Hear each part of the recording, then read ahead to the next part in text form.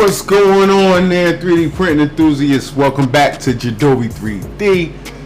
I'm Decal. We're going to get right back into putting our linear rails and our custom Y-axis plate designed by Sixx Precision, and it was laser cut by PCBWay. So we're going to get right into it. Last time, the linear rails that I had were way too big. This time we got the right size. As you see, I didn't open them, but I'm pretty sure we got the right size. So we'll get right into it. Let's go. If you don't believe me, we can bet. We can bet. I haven't even opened them up yet. So I just wanna, excuse myself for that, being a bit unprepared with that. I should have opened it up and sized it up, but I wanted to do the unboxing and unpackaging. But this one, I'm like 99.9% sure it is the right size. And take a look at that. Yes, it is, if you can see it in the blue. Now, one thing that is an issue with this, and I'll take it out of the packaging. Break that open some more.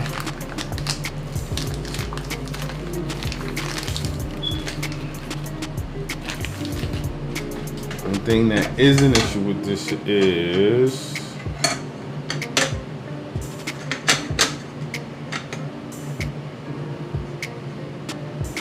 this. There's only one, but we have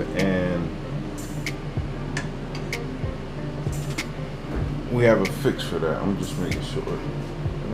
Slide this into place. Just hoping it's not uneven when I sit it on here. It should be pretty decent once we get it there. Alright, so we only have one Y-axis like attachment slider. So this is what we did. We was prepared this time. We brought extras. So let's put those extras on. Take this out of the packaging. And we throw all that in the trash later. These are extra beads that, these have in order for them to slide across the axes, they have rollers in them. I'm gonna be over here, so let me put the mic here. So they have rollers in them to allow them to glide smoothly. All you do is you grease these and the little balls inside. You can see them, the little balls inside roll along the way.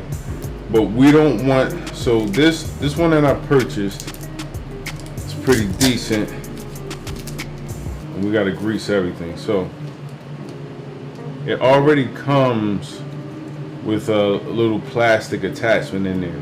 What that plastic attachment is going to do, we got to clean this up. This is kind of sticky. I'll get some alcohol wipes. The plastic attachment allows this to do is I'll take the clip off of here. There's a clip on the end of here.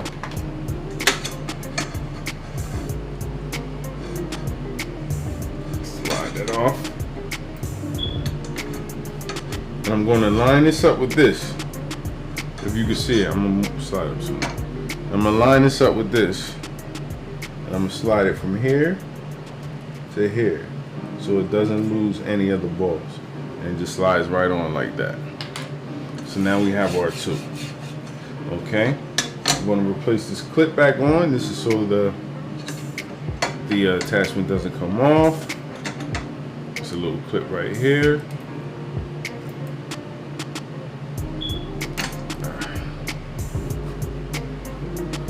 It's always my big hands, man. I can pop this back on, maybe. Let's see. Yeah, popped it back on. Right, easier to slide off, easier to pop back on. So now this is our Y-axis. We have two of them that we will attach to our plate over here. When we got that one set up, we'll set the next one up.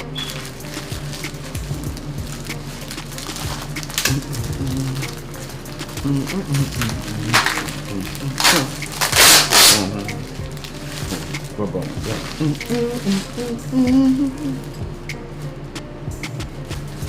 this one has the little plastic thing in. They got the little plastic ones inside in case you want to take them off and on. Keep those. Like I said before, I keep a lot of this extra stuff that you may see sitting around. Ah, damn. I hit myself in the head with that. And it hurt.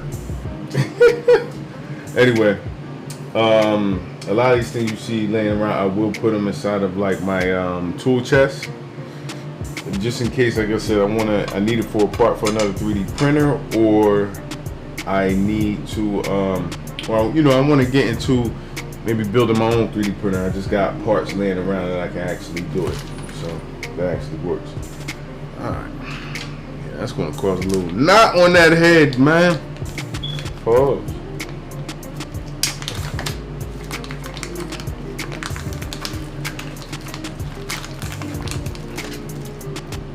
Alright, so this almost slid. You see that? If you guys can see those little balls inside. If you turn that the wrong way, they can fall out and fall all over the place. So this is like a transition piece to put it on in here. So I'll slide it on there. Take the clip off.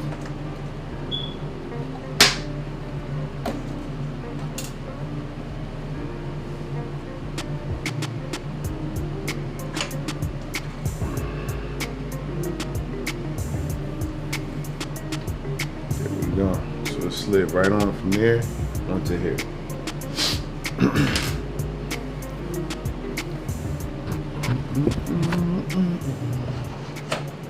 You are live, so watch me if I'm making my adjustments. I apologize about that. So now what we're going to do is we're going to set up our rail locks, our rail nuts. And I think I'm going to set these up every other hole. Let's see how many we got in here. Remember, we got screws in here that need to go in there. So we got one. So I'm lining up here.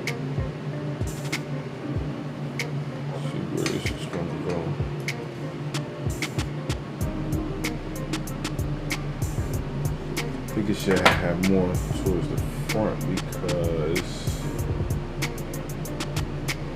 it will be, and I have to stop back here.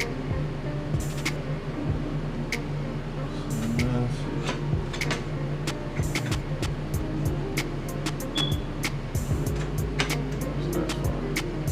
So I line up, let me see, 1, 2, 3, 4, 5, and that could be 6 before the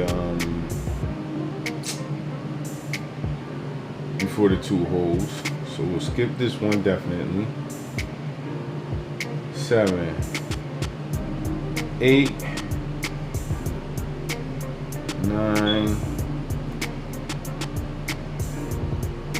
10, 11, 12. 12 would be here. If we could fit one in there, if nothing falls in there, then we'll maybe put one in there after 2. So let's get started. We need 24 of these. Hopefully I got enough. M3, I got 80 for M3, and we are gonna go with some M3 screws.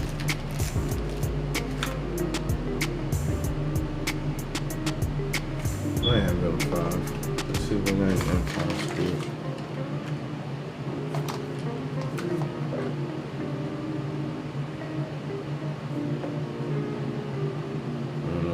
Enough M5s.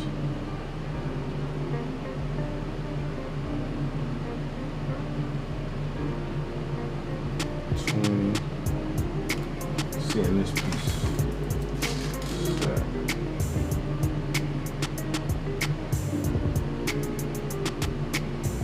Might just have to go with 10, spread it out. 10 because M5, 316. flat nut, M520, M4.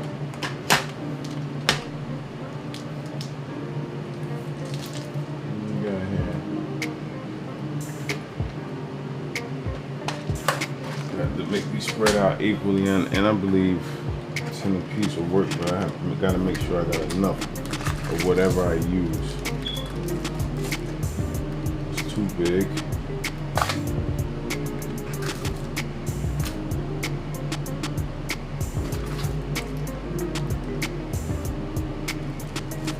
These are too big. These aren't going to work. I'm going to have to go with these. Probably M3s.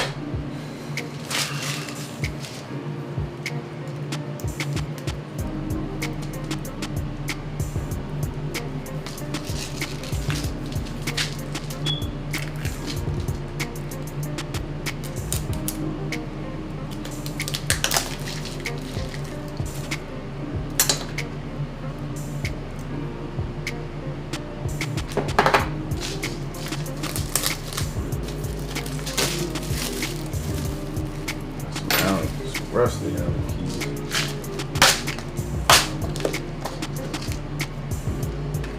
All right, let's rock. See what we got.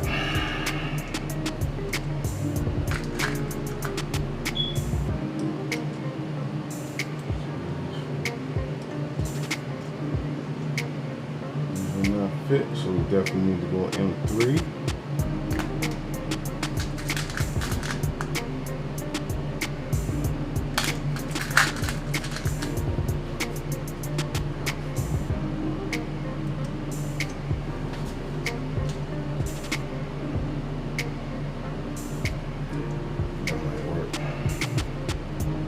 How many of these do I have? So measure it up. We'll do about 10 in here for right now. It only look like I got 20 of those things, 20 of these M3 screws. So we'll put 10 in here. Try and do it evenly. So 1, 2, 3, 4, 5, 6, 7, 8, 9, 10, 11, 12, 13, 14, 15, 16. 17, 18, 19, 20, 21, 22, 23, 24. So 4 spaces. I'm sorry, 24. Every 6, but we gotta use 6. We go every 4 spaces.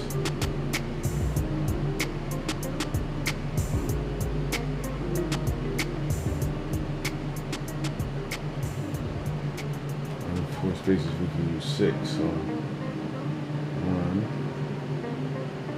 2,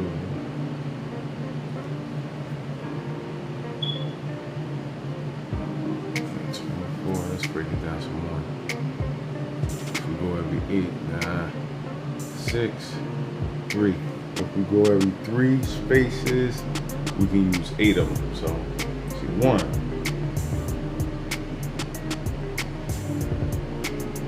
2, 3,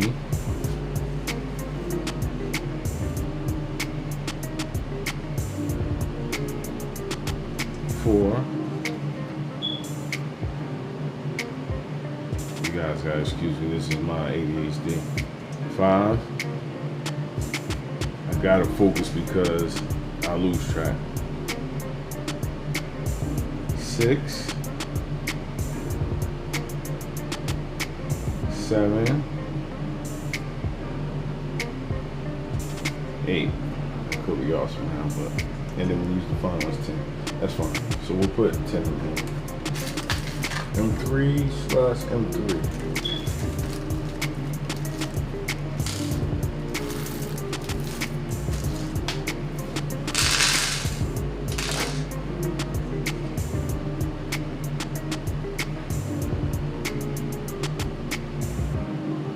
Perfect. Let's see if these work.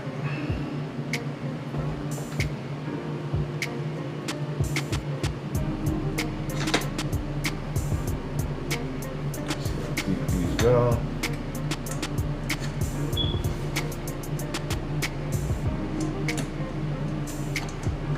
and they're pretty perfect. All right, so that's the right size that we're going to use. Let me take this out so I can know which one to grab. Let me pop this end back on.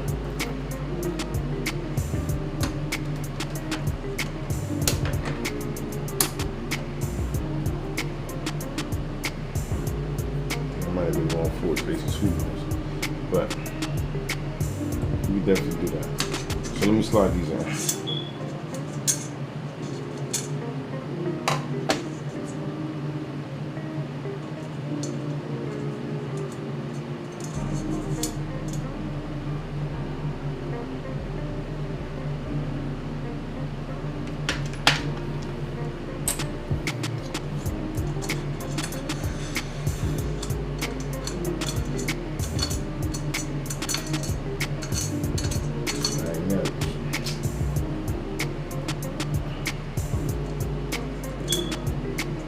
Need something magnetic. You can never find a magnetic head, but when you don't need it, it's always there. Let's see. Maybe one of these to get them in there.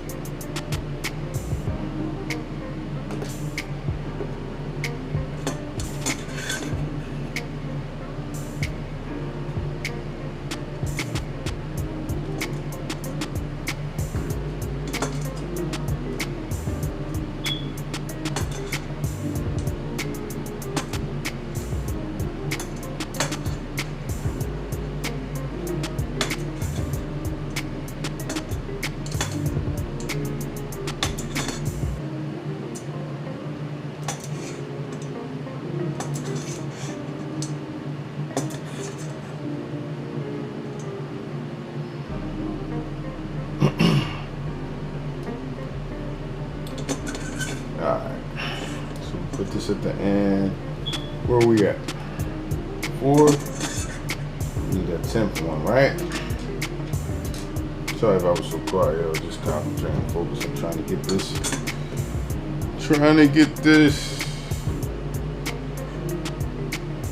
In there. So we said that we'll put these at the end.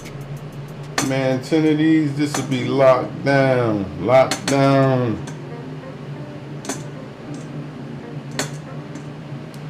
Now, what Mr. Sixx Precision has done was created basically an ingenious tool, because like we said, like we seen when we tried to line these up, it's kind of like falling all over the place. So what he created was a tool that you snap on to the y-axis rail. It keeps it in place.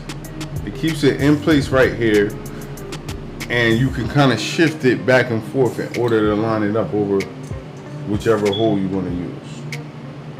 So we know our holes are right there, and we gotta you're gonna see me, if you see me in that camera that's right here actually, you're gonna see my back a lot. I'm gonna be all over because I gotta look on top of the rail to see if it's actually lining up with the hole. So I'm gonna put it over one that I know I'm not gonna use, which is this one right here.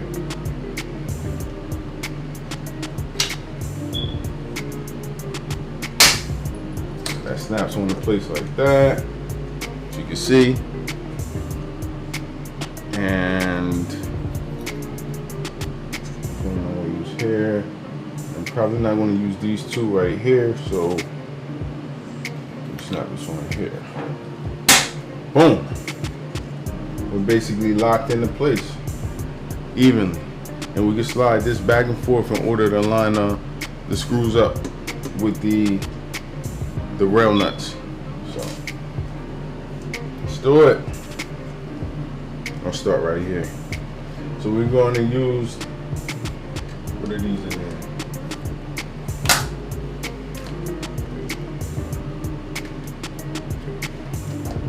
I'm going to use these M3 by 8 screws. So they're 3 mil by 8 mil, a little over a 1/4 inch long. And I am not going to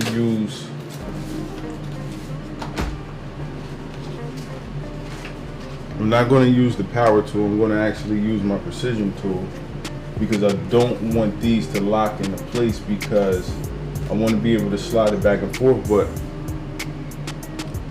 I want them to be attached to the actual nut inside of the rail. This is perfect right here. So what I'm gonna do is find it, I'm lined up, and I'm in there. So I will tighten it up a little bit. Boom, he's in there. He's loose, but he's in there.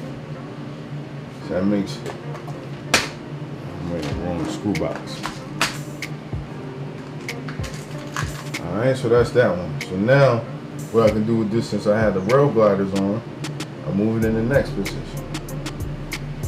And it's right here, lined up.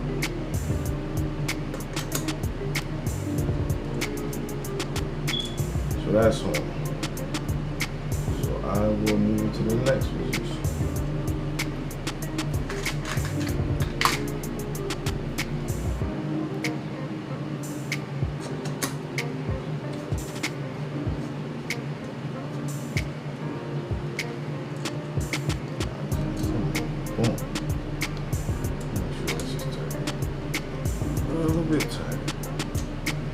So that's one.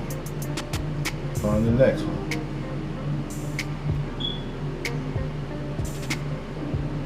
So that's the next one.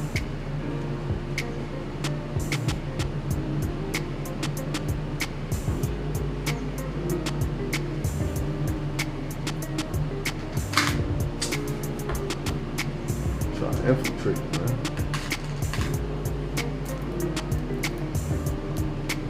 Box, guys.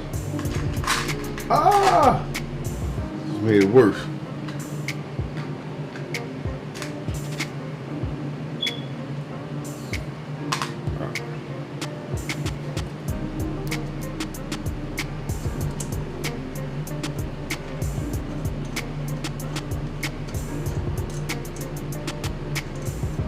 Alright, so that's in its place.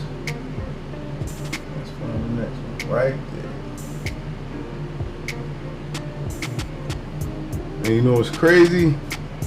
See, these these are little mistakes that I'll be making, man. And my apologies. Let me take this off real quick. I didn't even think about putting these back on. So we'll take this out. Glad I noticed it before I put on the whole rail. I'd have been pissed. Excuse the language. Like I said, you guys see my whole process, man. You know, putting the tutorials together are cool. And, you know, But it's all about the process. You know what I'm saying? Like, a lot of 3D printing, it would, you know, it would upset me if I didn't really love doing this. It would upset me and I would just stop, you know. But because I do enjoy 3D printing, when I come across something like this, like a snag in you know, the actual process, it doesn't upset me that much. It really doesn't. So, you know, I just, you know, calm my emotions down and get back to it.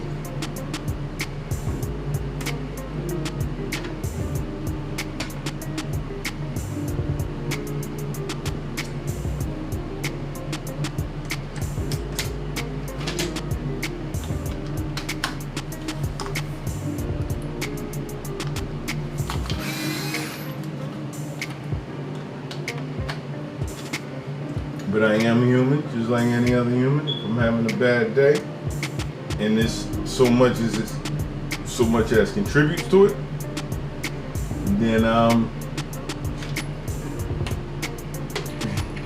will take my rest and my breaks. And that's what we need to do, you know.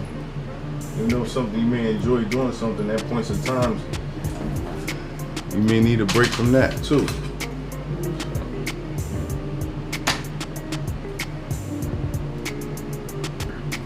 That's the beauty of life, and being interested in many things, and, you know, being able to experience every part of life. Because once you become successful at something, it can easily become an obsession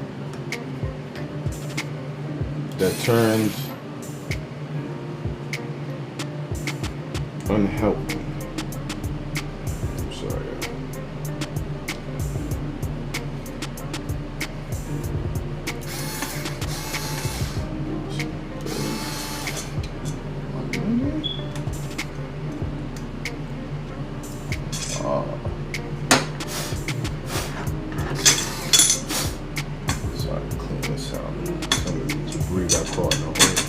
Put it in this one so I can see.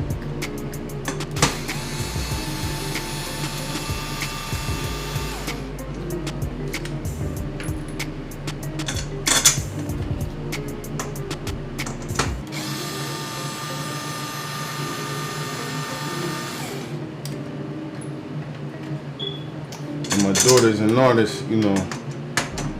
She does that a lot when, you know, she's bored, or I guess she's overthinking. And even that sometimes becomes a little stressful. You know, when I tell her she's an artist and that's the passion she should follow, you know, she doesn't see it that way, because she does use it as a means to cope, you know, with whatever's going on in her life.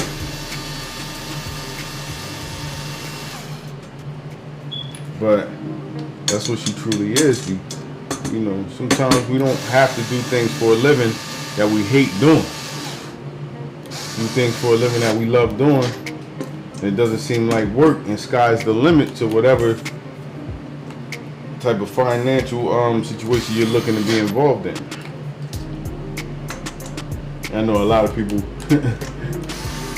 watch me on this are grown, and you guys know that stuff, but, you know, I'm just talking and speaking towards, you know, how I feel and I look at the situation when I actually do these things. Now this, it seems like my little power tool here is about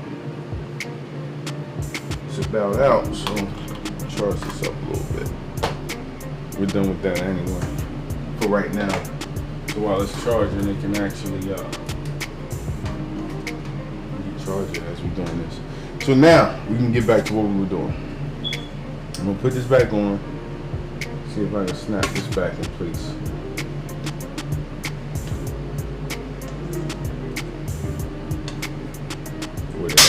Yes, I can. It's a beautiful tool, beautiful, beautiful tool.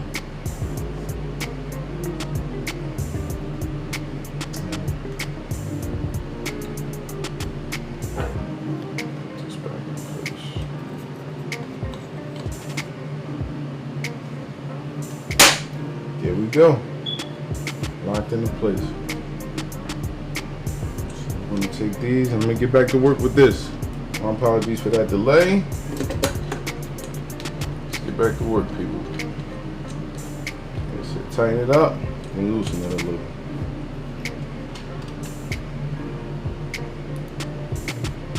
Tighten it up.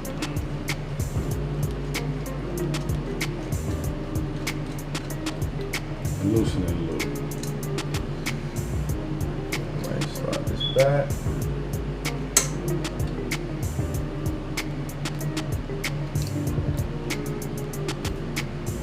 Tighten this up.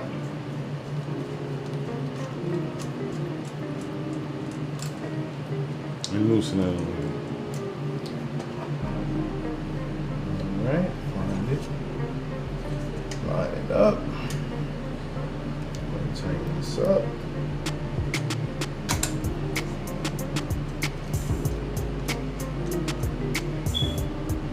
And loosen it a little. Alright.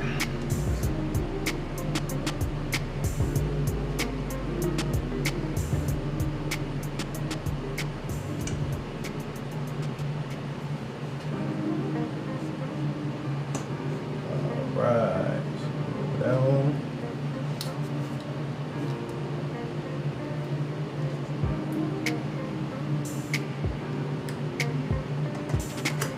Tighten this up.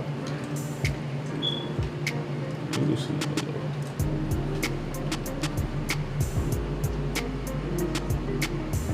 Let me come on this side.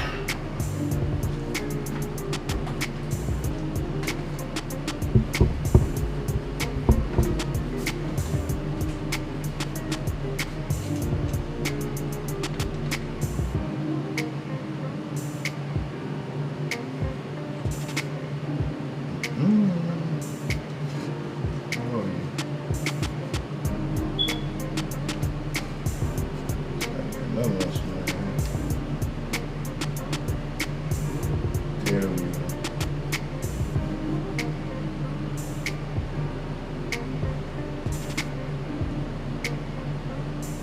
See how far we going? We going like every two. That's what it looks like the average is, about every two. Until we get to this location. So 1, 2, 3, 4. We must have missed one.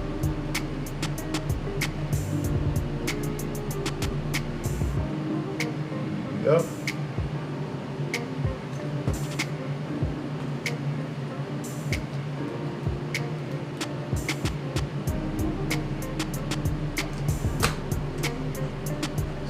Yep. Oh, nah, we have this one. Yeah, right there. We missed it.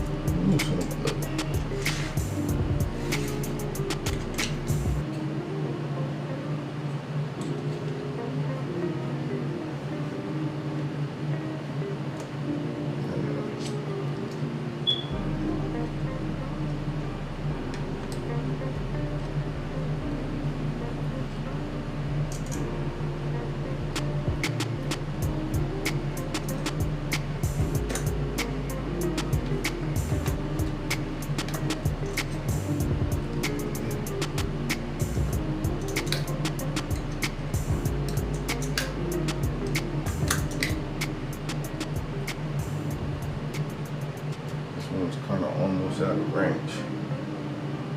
I feel like a thin, maybe this will work. This one was not super magnetic.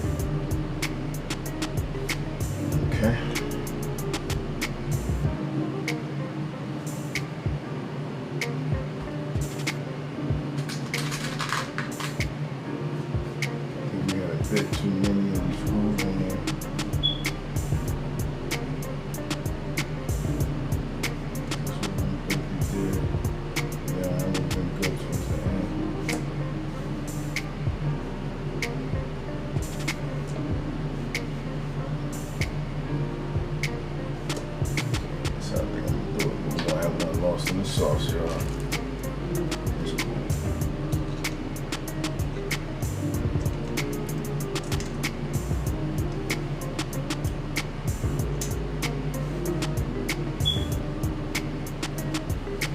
This makes more sense to do it like this.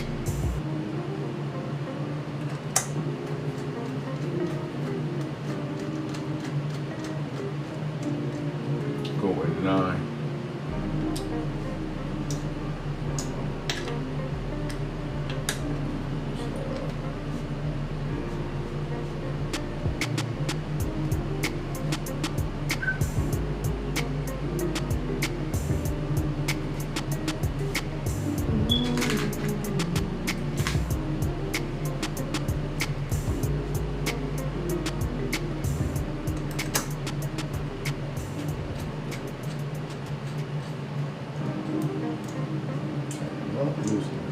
Now, we're going to keep this loose.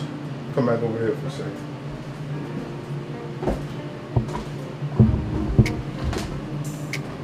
Alright, we're going to keep this loose.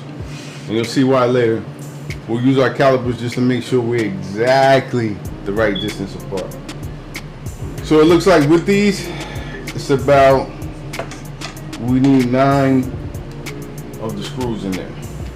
So I'll put 9 in here and line them up with the holes just so I know that what I'm saying is accurate. It's about 1 nut. It says screws, I'm sorry. It's about 1 nut. Skip 2, and then it's the next one. Goes in here. We're gonna skip 2, and then the next one.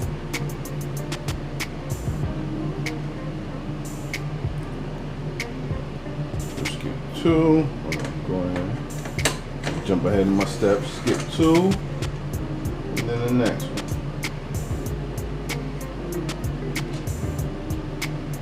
So we should all, by the end of this, we should come out with about 9.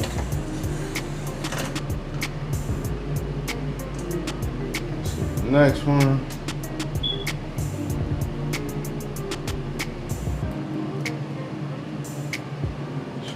About 2.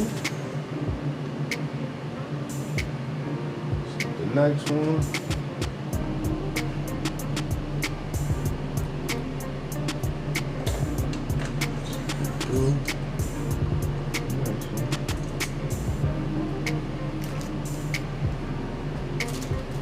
So what we got there right now? 1, 2, 3, 4, 5, 6. We're gonna need 3 more, if my math is correct.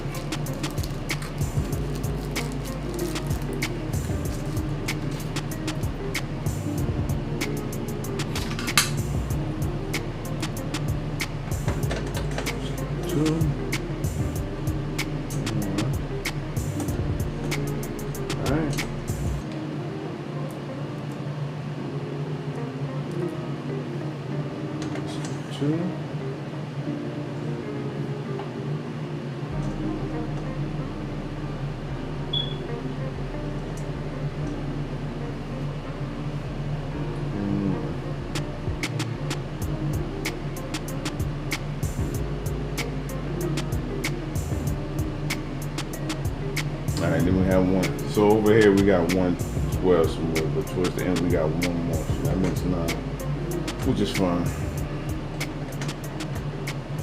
Alright.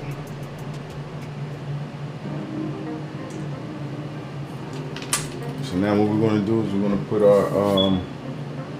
our rail screws back in there. Not forget about that this time. Hopefully I got a little bit of charge on here. We can use this. If not, we're going to do it by hand. There's nothing wrong with going by hand as well. Pause. Come on, people. Alright. If y'all see my videos, I tell you about my magic tricks. I almost pulled one off right there.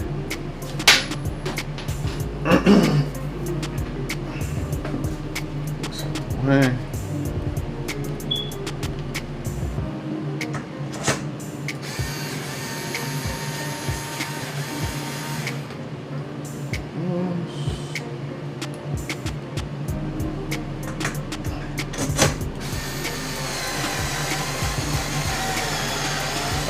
You know what it's doing right there? It's a piece of plastic in there. It's cutting through it. And it made it through.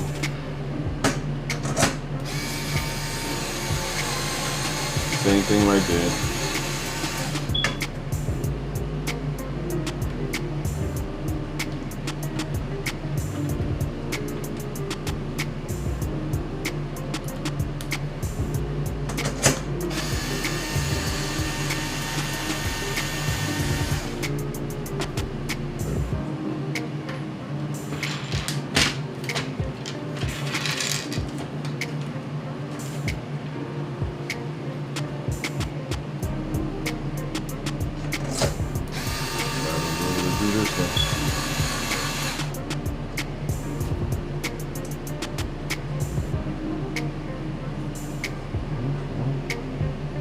You don't have another rail screw over there.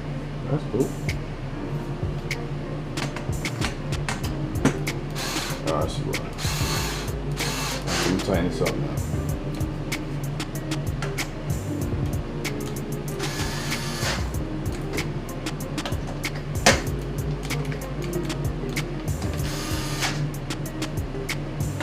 The battery down on there again.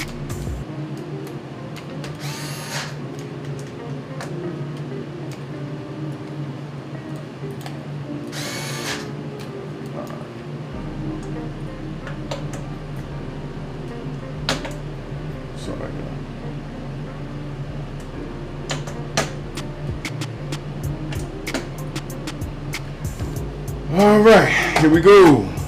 The second rail. So we're gonna put it on here.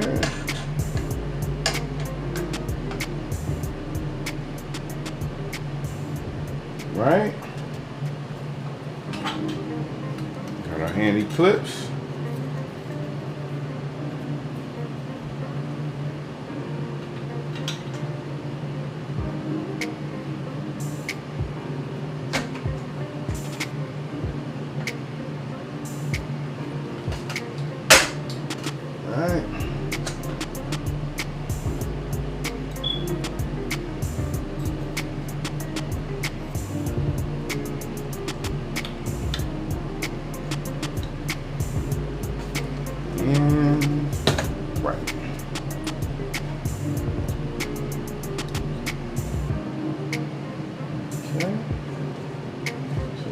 Slide.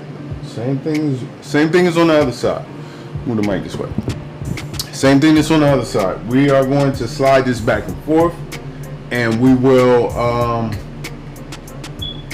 put in our M3 screws at the same time.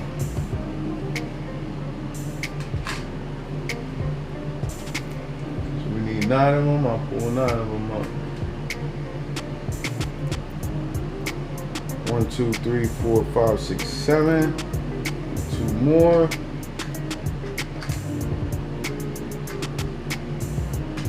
Go over there. Go over there. I'll take you to.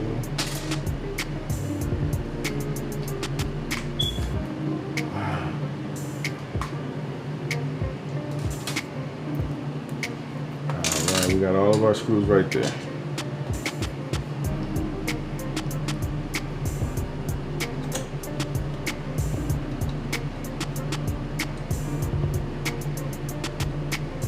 Tighten, loose.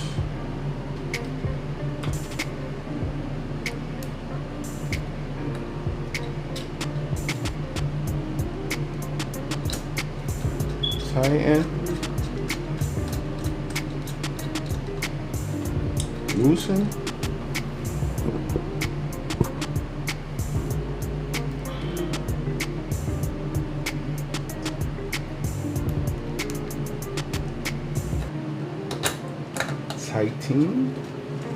Tightening, tighten, loosen.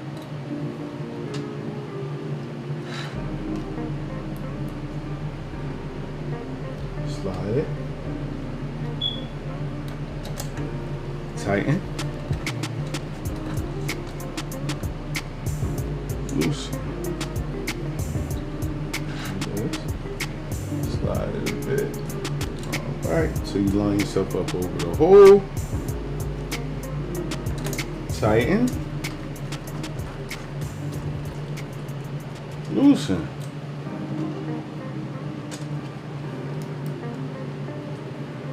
Slide it. Tighten. Loosen.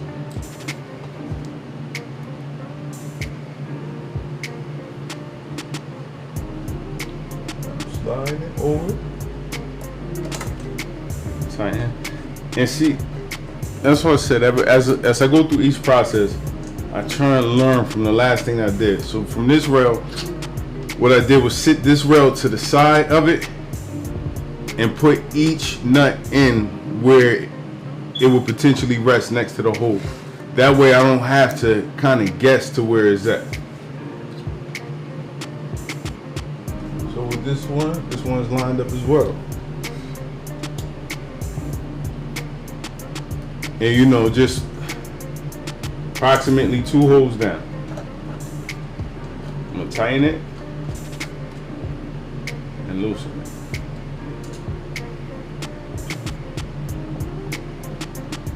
So maybe I might have to go on the other side for this if I can't see it.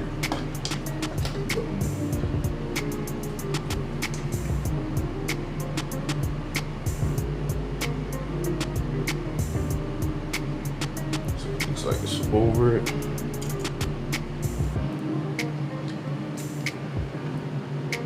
Last hole.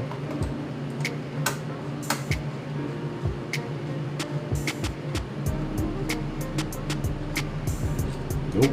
See? That's why it's good to do what you know you should do. Alright.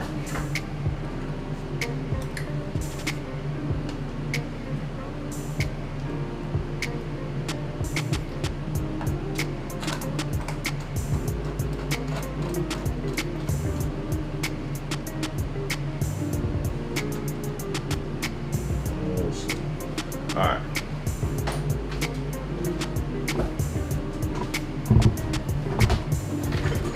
Microphone. Sorry, camera. Alright. So now we have both of our rails in. They're both still loosely based. What we're going to do now is make sure that we have them accurately basically mirrored. So from this distance to this distance, we want to make sure we have the same exact measurement, and I want to make sure that they, you know, are basically precisely at the same height distance away from each other here as well, from the top and bottom of the Y rails. So this right here is my digital calipers.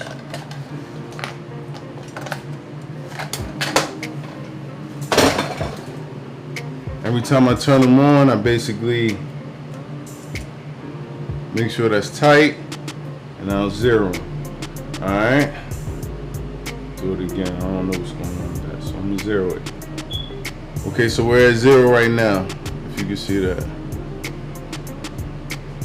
Alright, so what I'm gonna do is I'm gonna measure from this point to this point and see how far we are from this point to this point. If we're equal, then I'll tighten all the screws down. So let's do this.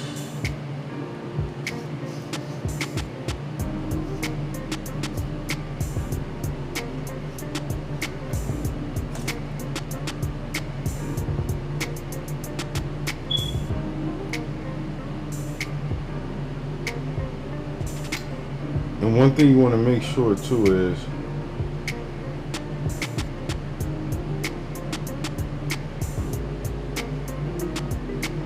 right now I'm getting 22.2, I'm sorry, not 22, 221.81. So basically almost 9 inches. But I'm not going to use that yet. So what we're going to do is we're going to go height wise here.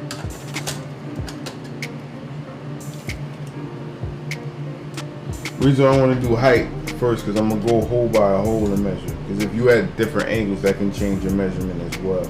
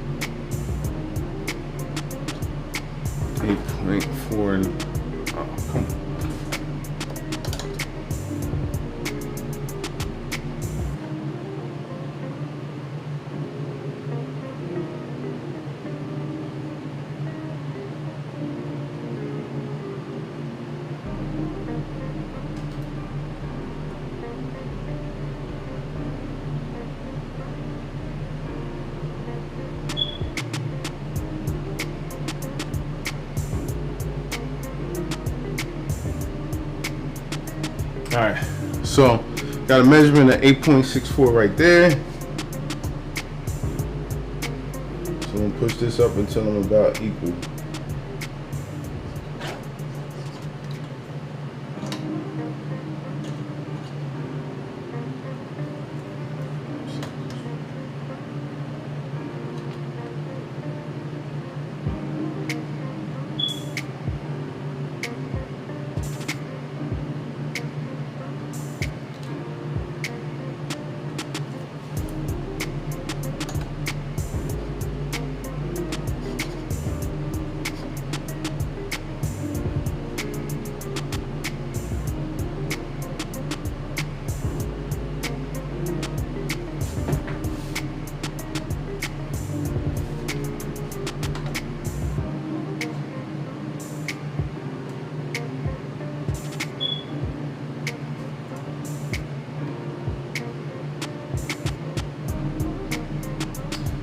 Perfect. Now,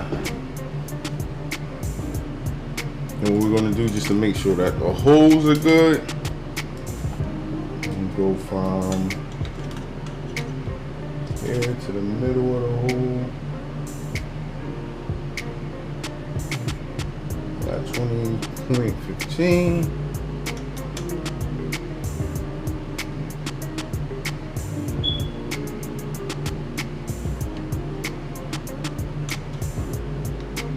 Yeah, which means that's not going to be correct. That's not going to be precise.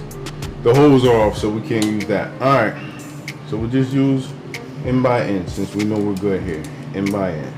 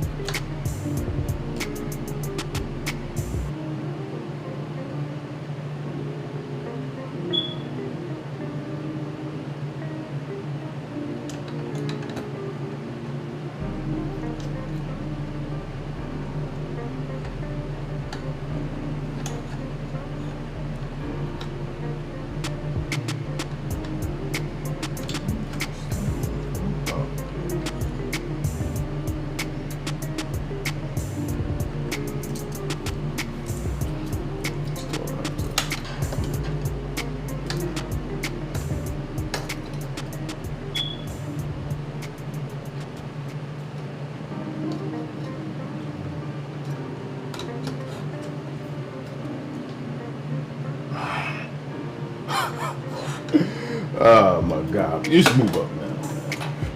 Son of a bitch.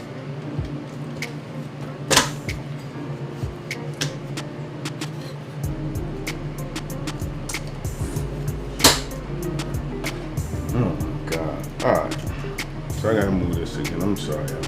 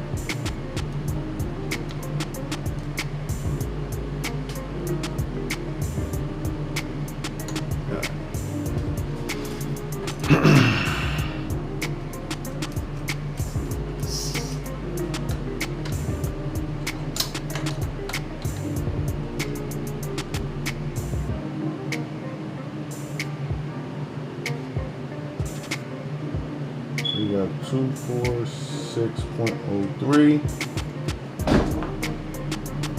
246.03.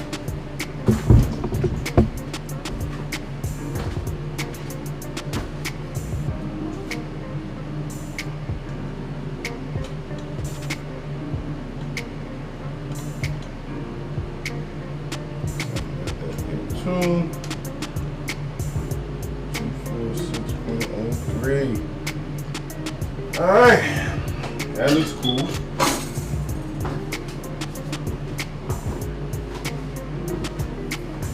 So that's good. We're lined up perfectly along here. So what I'm gonna do is I'm gonna tighten up all of the rail nuts now. All right.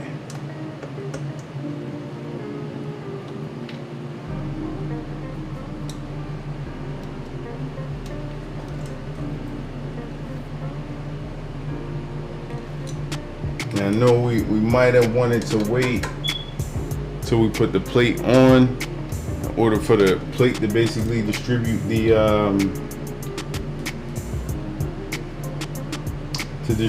distance, and we'll see if that's the case once it's there. I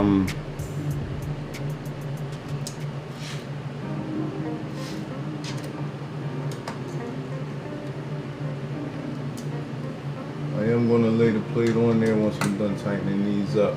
I just didn't want these to move.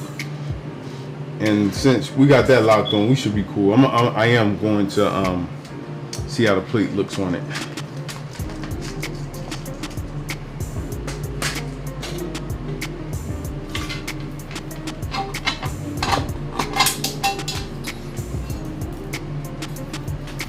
All right, so the plate should line up along these four holes, should line up with each distribution thing.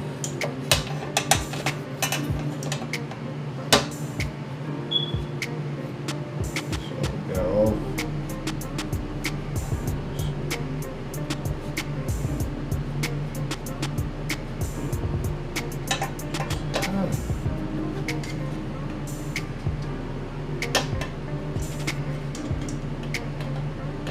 That's all four right there. All right.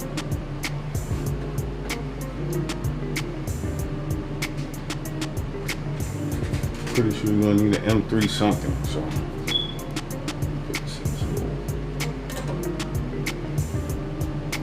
Yeah. So I'm gonna just hold that in there with that.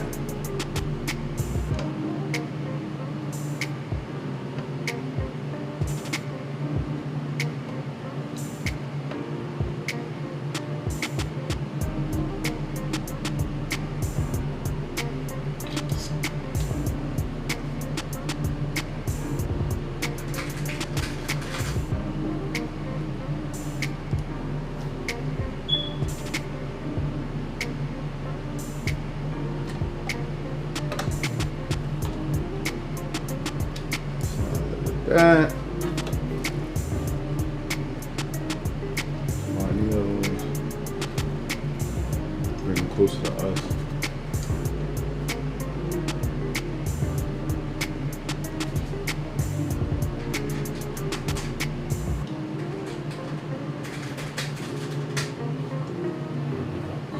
That.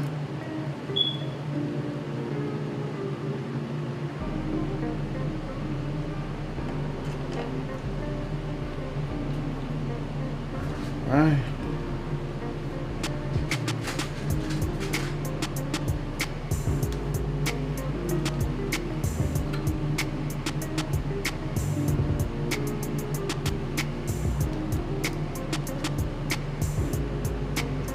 So with that.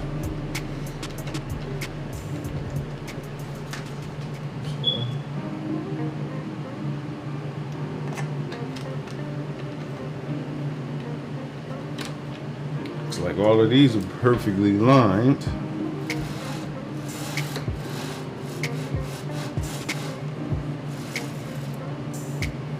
Alright, what I am with, this is tight. Tighten this, keep this in place. Right?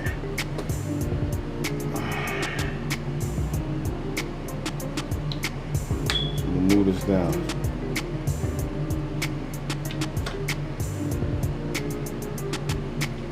locked in a hole now. Damn. That's the beauty of this thing too. It locks. Look at that. It locks in the holes. Pretty good. Pretty good, Sixx.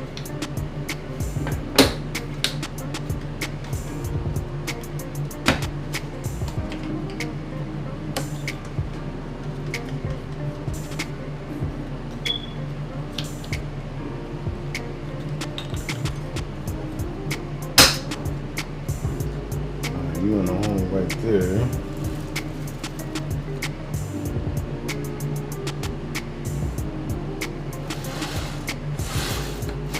Seems like it moves pretty good. You could be a DJ on it then. You know what I mean?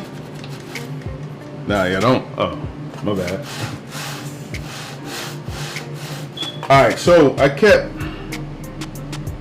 my my belt on here just to see if it'll work.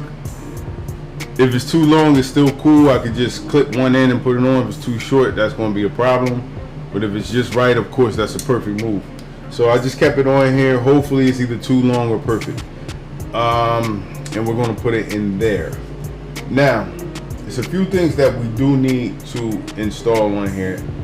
And like I was telling you before, we need to put our Y stopper on here. And we need to take the location. I don't know if you guys can see. Let me see if I can get it with my other camera.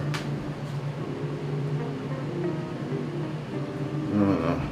But up here, this is the location of the Y end stop switch. So we're gonna have to relocate this switch and put it somewhere around here. So when this actual plate, this part right here, you're gonna, on the other side of it, where's it at? On the other side of it, we're gonna install this under this plate. So when the Y axis, the Y stop switch, when the Y stop switch gets relocated here, this right here will clip it and turn it off and stop it from going off, sliding off of the actual Y rails. So you gotta relocate the Y stop switch right here. I don't know if that's the exact location. We kind of gotta put the bed on there and then look to see where the end of this ends up at, and then we'll see where we'll put it at. We probably gotta flip it over on this side. So that's what we gotta do. That's a couple things that gotta be installed. I gotta install this on this plate on the other side. All right. I should have did it before I actually put this on, and I still can do it now that we know that this rail is actually perfect. You understand what I'm saying? So we're going to take this off. I'm going to tighten these up just to make sure I got them tightened while the plate is on. Closer the plate is to it while I'm tightening it, the better.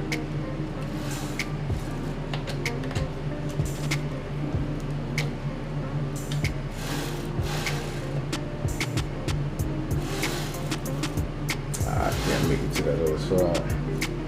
So I might have to take it off. So I'll do these.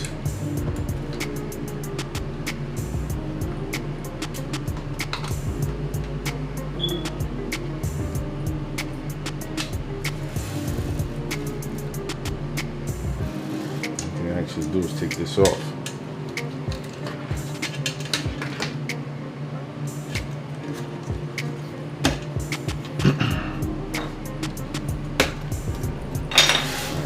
To the other one now. Do that one. Tighten this one up.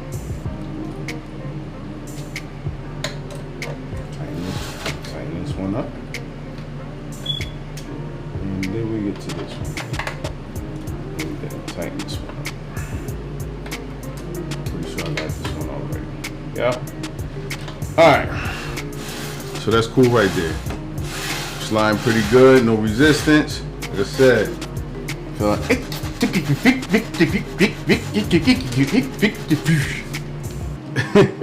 lost my pen with that. Nah, it's under here. Alright, so we're going to take this off. Right?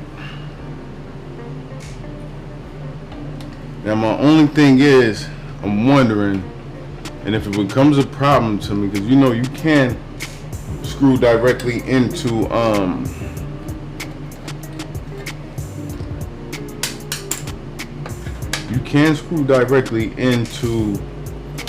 filament, but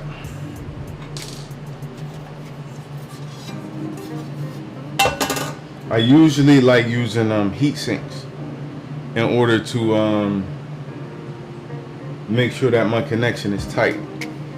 So with this,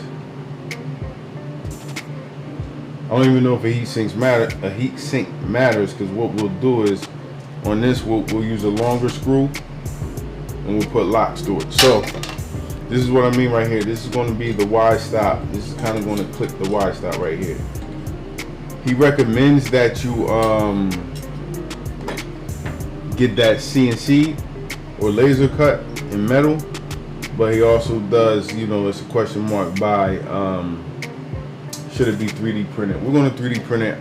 This is printed in ASA, which is at pretty high temperatures. I don't think the temperature, you know, it's on the build plate, but the heat is on the actual build plate. This is just the wide sliding plate that connects to the build plate. You will have heat rises, it'll go into the plate and go up. I think that this ASA will be very durable as far as that heat structure goes when this is actually print. If I'm wrong, please comment and let me know, but I'm pretty sure that we should be okay. So what I'm going to do is I'm going to get into this screw box, see if I got any good ones. I use a lot of M3s, like these M5s and stuff like that. I'll be using them a lot when I build the Endurian G. But it's a lot of M3 screws, especially when it comes down to 3D printers. So we'll go here.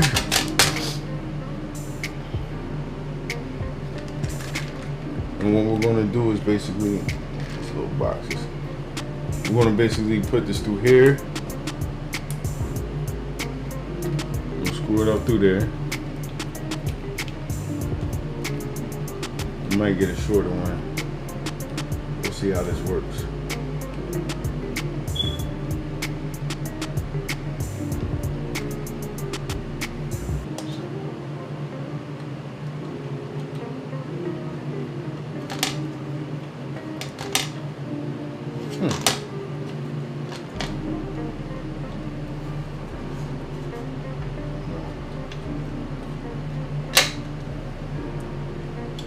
What I might do, I might die. This might be able to do it, but let's see.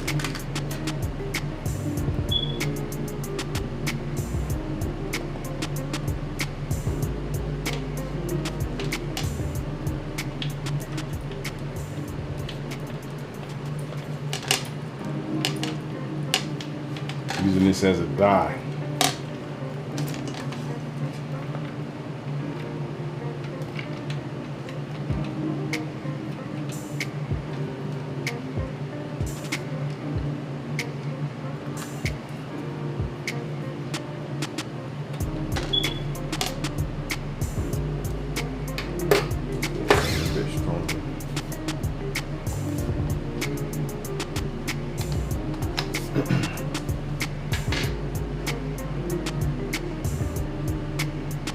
If it snaps in here, then y'all know you shouldn't do it like this.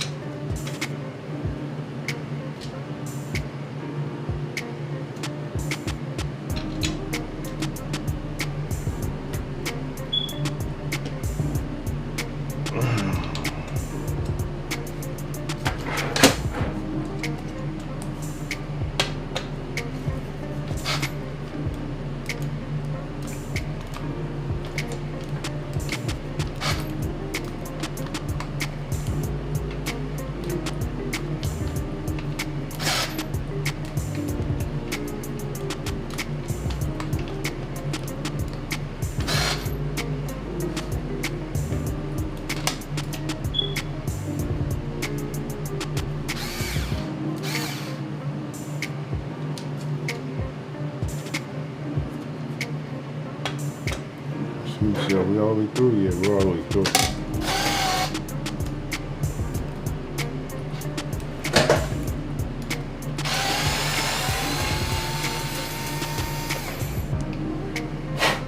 That's good. Okay. So you can, you know, I forgot all about that. Like, use a dying cast set.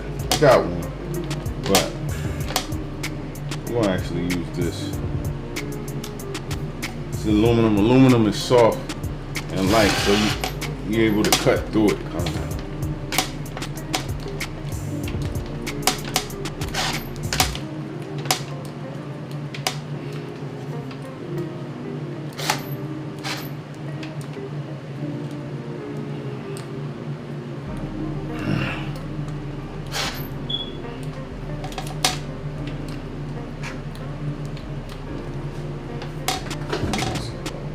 Yes, it is. Alright, so we're going to take it out now.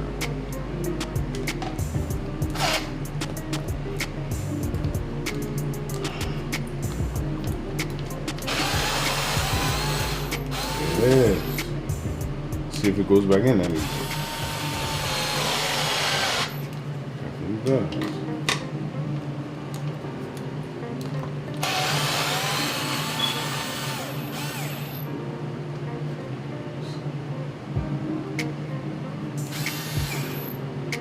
I want to see how deep this goes.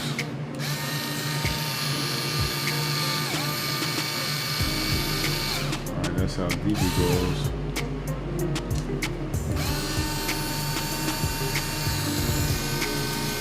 You don't need to use anything this extensive.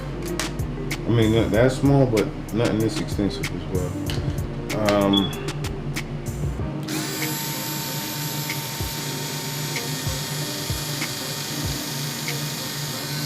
So what I'm going to use is the actual size that we were using to put those locks in, the rail locks. That should be perfect in here.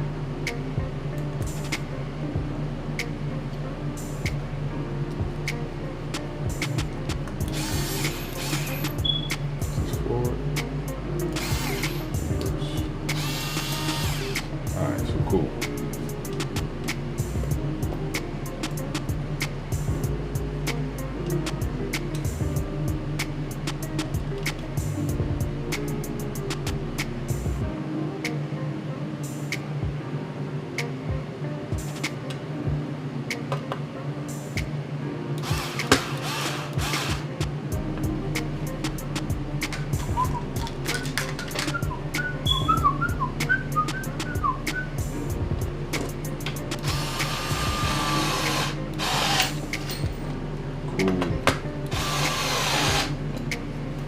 So now this is on here.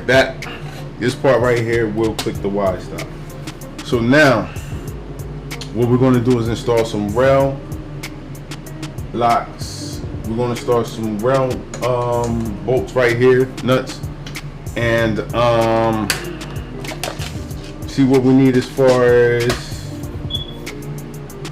distance on here. So, and I probably have to flip this for you, which means I have to clean this side of the table. So we're gonna slide these in here. We're gonna remove this right here, this back here, this Y stop. Let me see if I can switch. See if you can see it better on this one. We're gonna remove the Y stop from this side. Oh man, I just pulled everything. Alright, we're good. Gonna remove the Y stop from this side. You guys can see the Y stop is right here. Stop flicking that thing. It's the Y stop right here. Alright. We're going to move it here. So we're going to move it right here. You'll see that. Let's go back here. Alright, so now we're good. We're all tight here. I'm going to take these off. And we're done with those tools for now. Like I said, we're going to install some some rail nuts.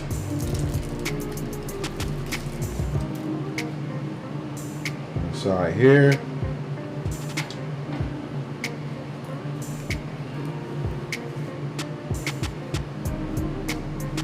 you can go along in here.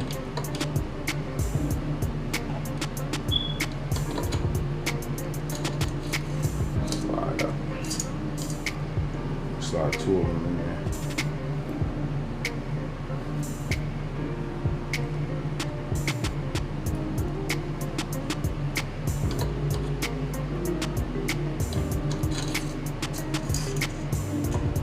Alright. So, can't see them yet. Two of these. Around about here, I guess. Alright. So now I'm going to take off the wide stop so that we can place this tool right here. We'll connect the wide stop into here. I'm sorry. We'll connect the wide, we'll put the wide stop on here and we'll connect that right there. Alright.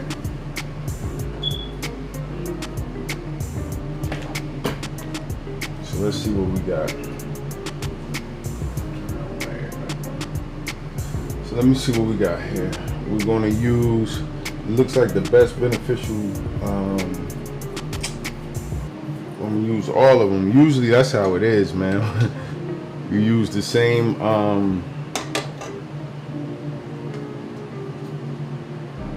screw. When people make designs, they use the same screw for the majority of the actual install.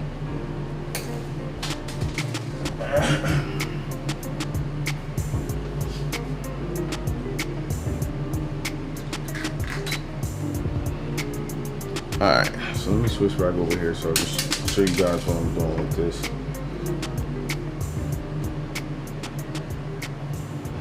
Alright, where's my tool?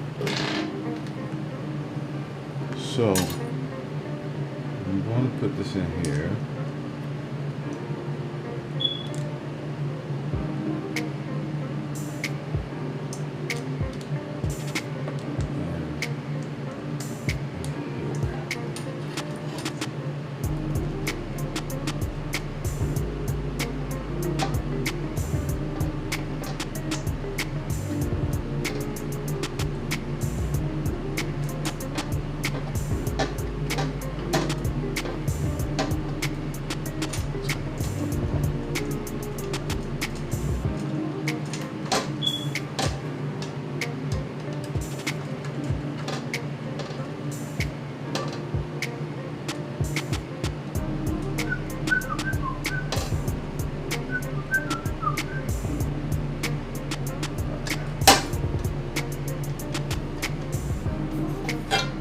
Technically speaking,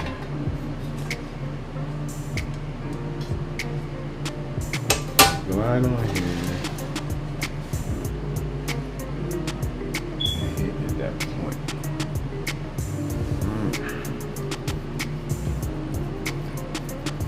I guess that's the point, because the plate, let's see how far the plate will come off.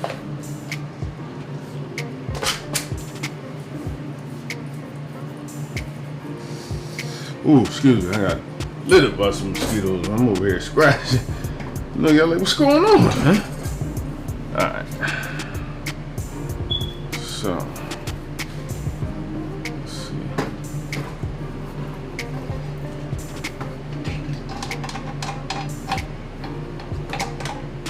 Maybe I should lock in on that before. Alright, let me lock this wide plate on before I actually do that.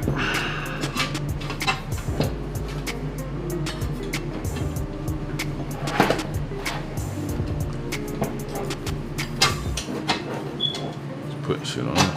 Oh, excuse my language, man. Just putting stuff on here. Sorry about that. Wow. Hopefully no children are watching right now at that moment. So I want to put this on here first, right?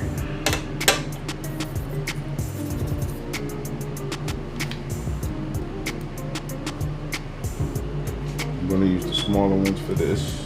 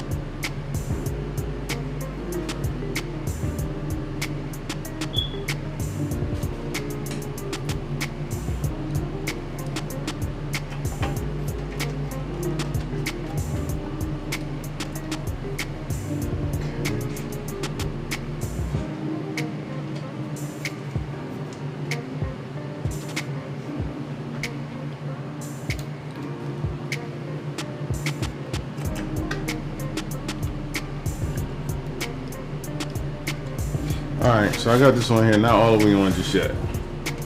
But this is about the distance of the Y plate right now. So when it taps the end stop, it's going to stop around here. Let me see. Maybe even a little bit before then. Alright. So I'm going to place this plate on here for a second just to see where that looks at in comparison to the print nozzle.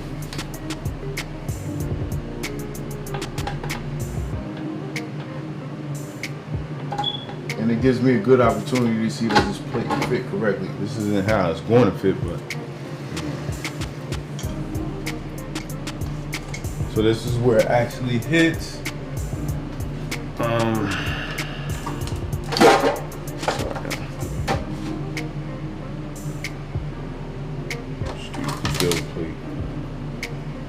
So this is where it actually hits. Print nozzle somewhere around here.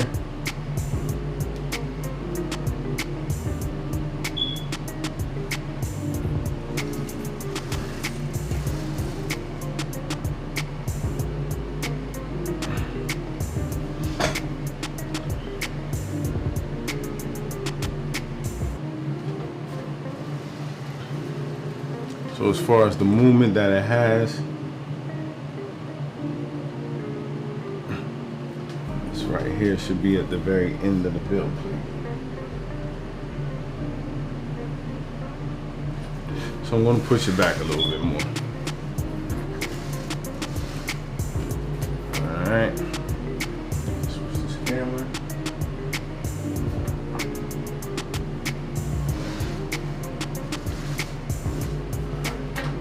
So yeah, I'm going to push this back just a bit more. Loosen it up. Loosen it up. Right here. Might be able to get some more distance on this build plate as well. Alright.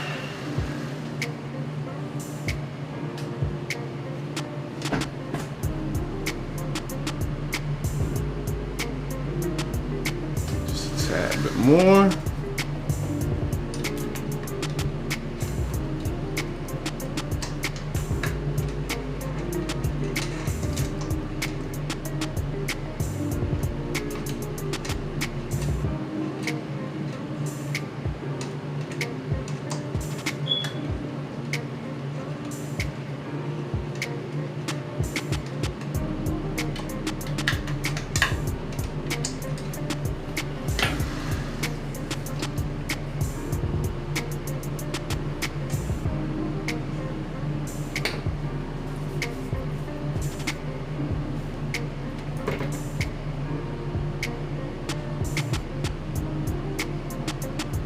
Cool about right there, that's cool.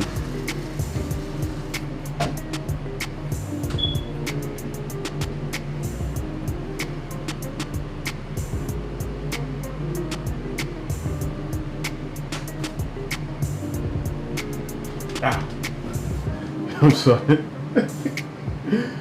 I love that y'all can see me live, man.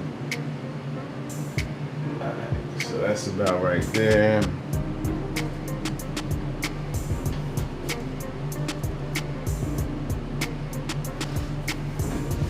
That's all the way forward.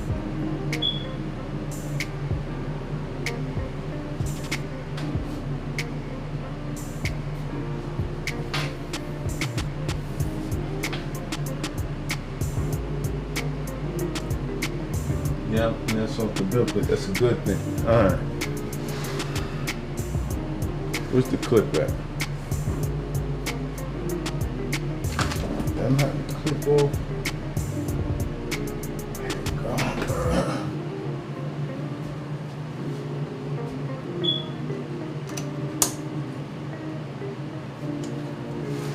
Alright, so that's going to work for me in that position right there. So it goes back this far, clicks, and let's see how far it is.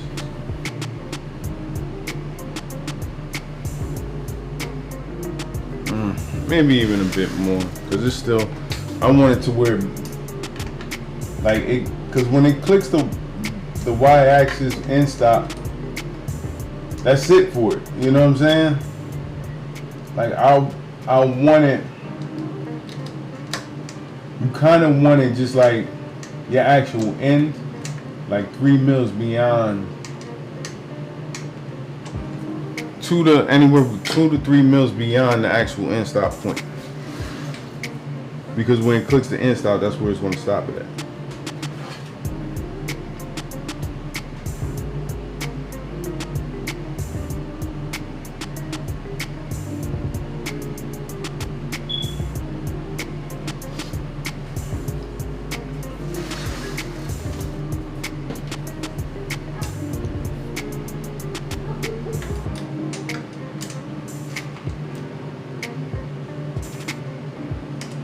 That's it.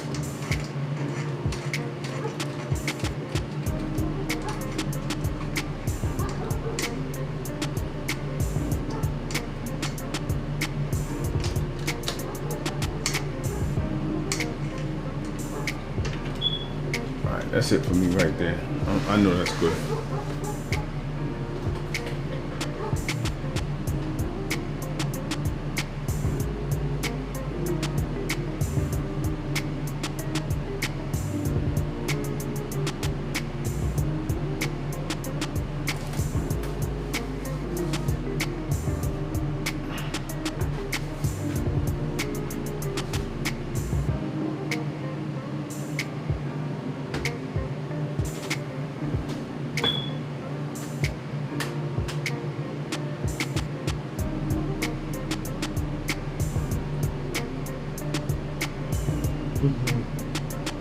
Y'all see that? looking at the bamboo live to see where the actual look like it got some more space to go.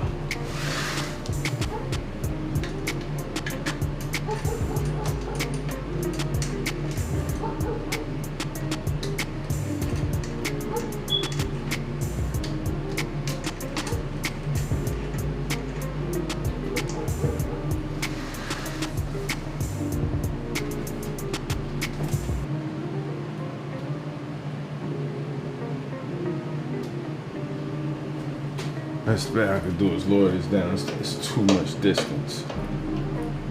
It's too much distance. I'm gonna go here.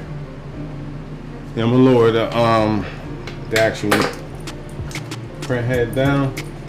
We got too much distance between the actual build plate and the nozzle. I need to see exactly where it's gonna sit at. See what I'm saying? It's too much space right there. So let me see if this bar is in the way. We go here. This is kind of in the way, right? Yeah. So it's way too much.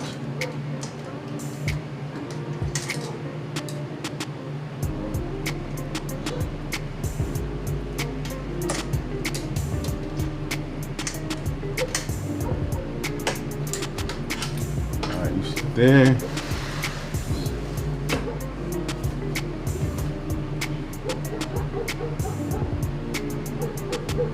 So that's that.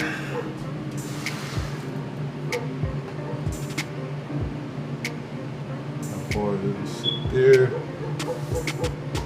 Because and when it actually sits on the part, it's going to give a bit more room too. So let me see how far this is off. And that's cool. Alright. So now let me lift this back up so I can have some room.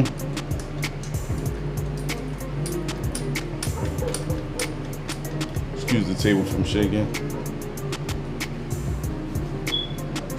Side too.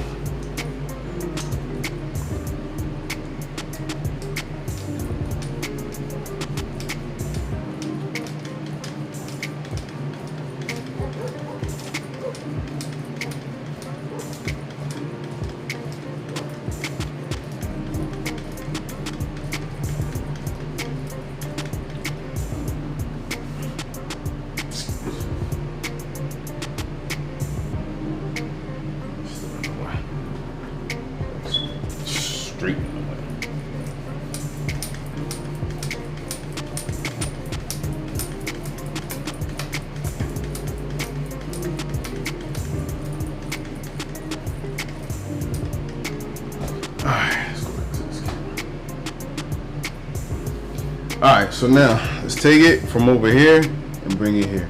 I'm gonna go on that side.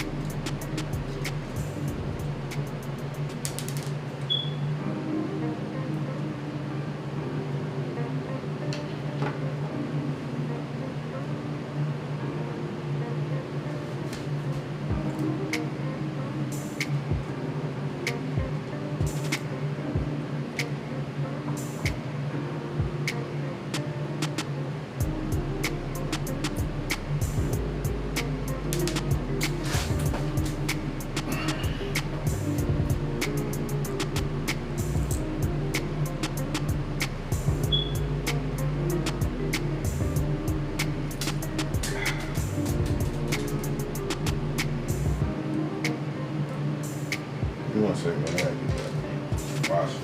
This black wash is difficult.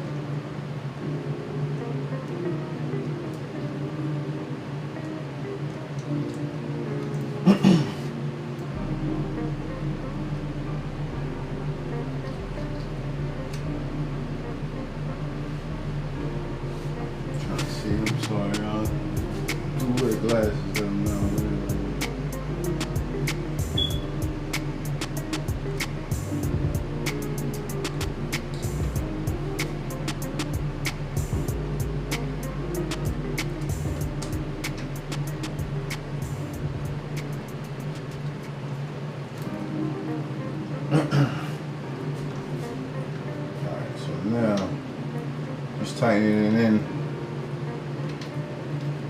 They had a pre-done holes, but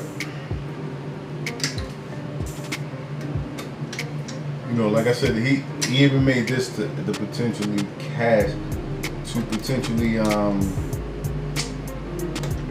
CNC it or get a laser cut. This is what I'm actually using, like I said, ASA, and it's in position pretty decent.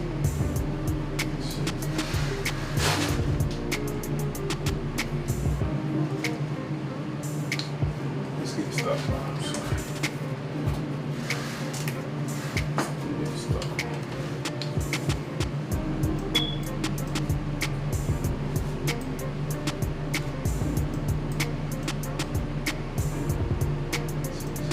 There.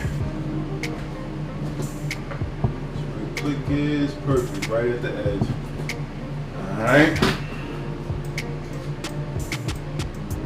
I don't know if you guys can hear that click, but that's it. So I like it right there.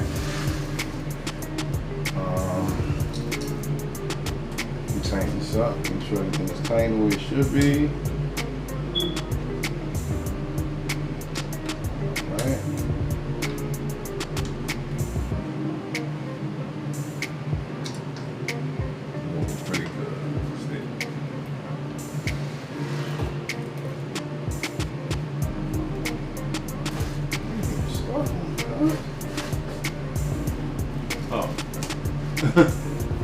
Screw.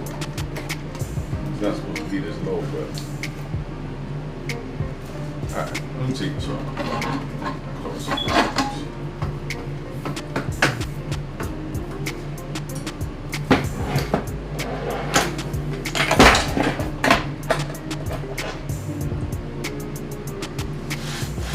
Alright, so we all set with the Y plate right now. We got the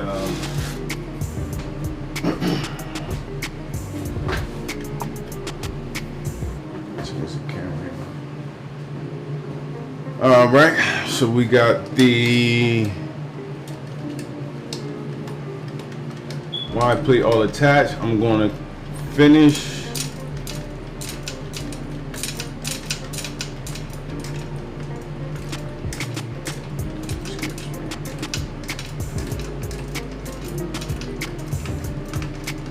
this up some more.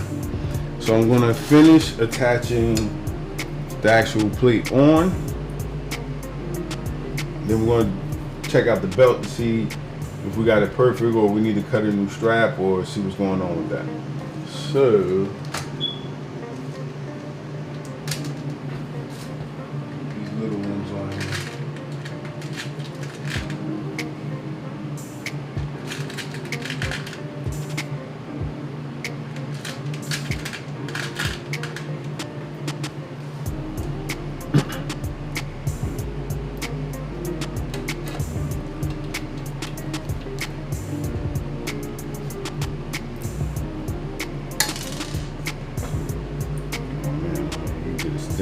Cut the metal for me.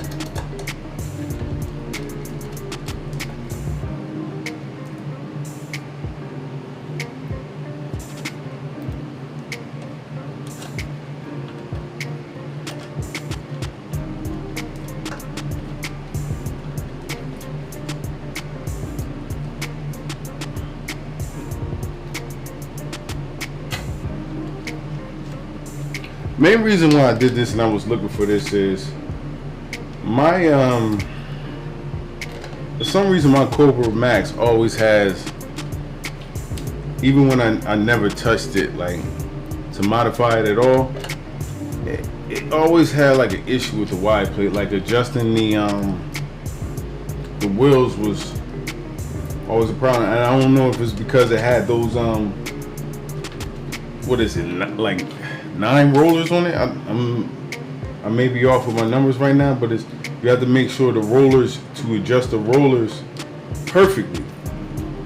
And nothing in the 3D printing world is usually perfect out of the gate. So you know what I'm saying? It's no disrespect to Anycubic or anything like that.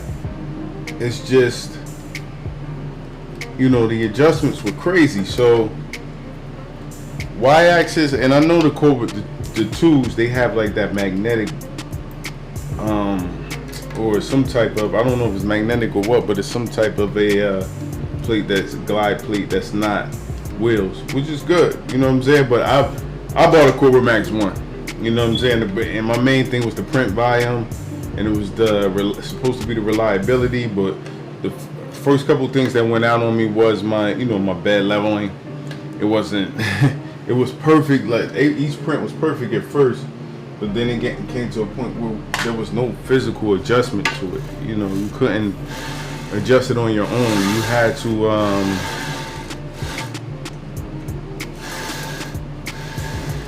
you know, you just had to believe in their touch leveling system. So with all that being said, and I promise you that wasn't a lead up to this, but so be it, it led up to it. What we're going to do now is, when we put the belt back on, and like I said, hopefully it's perfect and we don't really need to do any type of adjustments, or hopefully it's too long and we could just do 2 adjustments, which is on each side.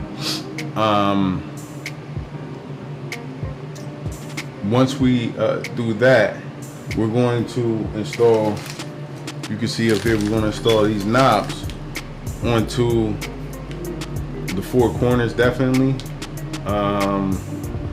And then we're going to put the other 4, we got some blue knobs that we're going to put onto the side.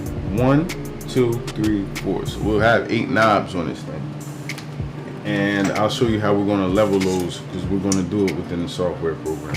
Well, the firmware program. Alright, so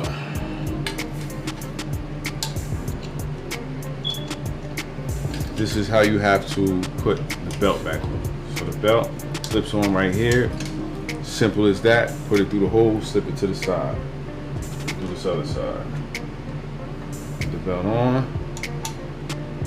Put it through the hole. Slip it to the side. Easy as that. Now this is the part we're going to see if we need some type of adjustments. Before I even put this back on, it's too long, which is a good thing.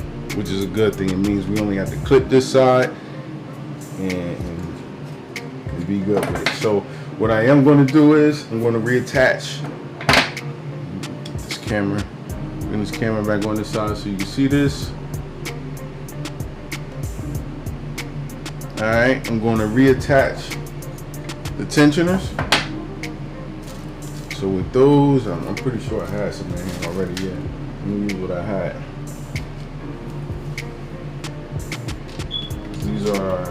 These are bigger than the 3mm rail nuts. So I'm gonna put these in here. 1, 2.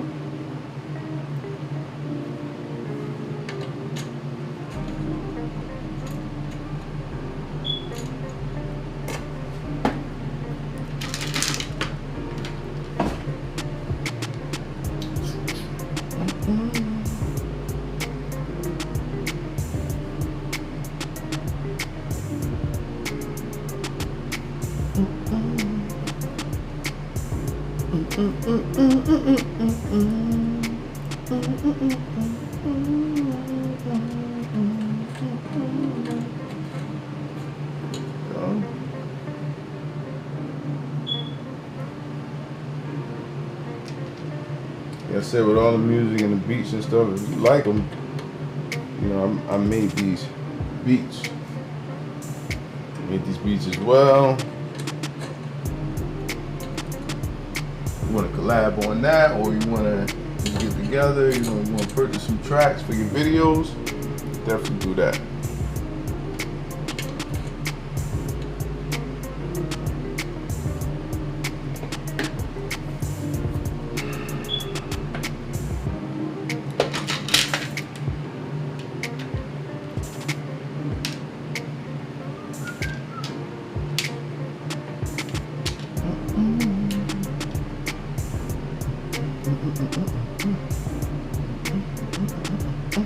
Where is it? Did I do a magic trick? No, I didn't.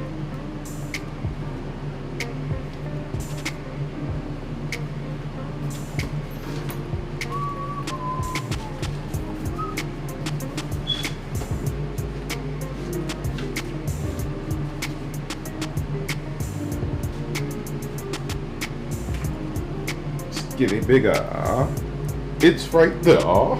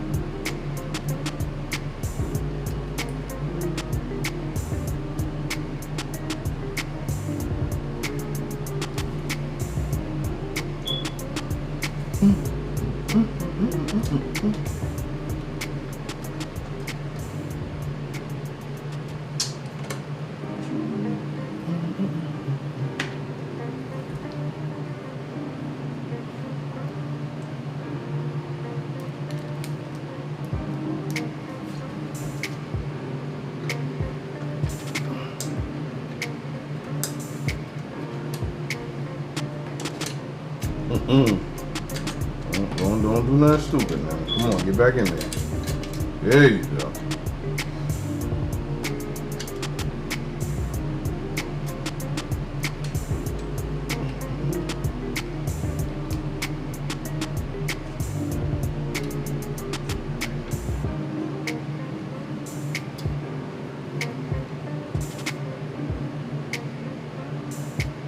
It's cool right there.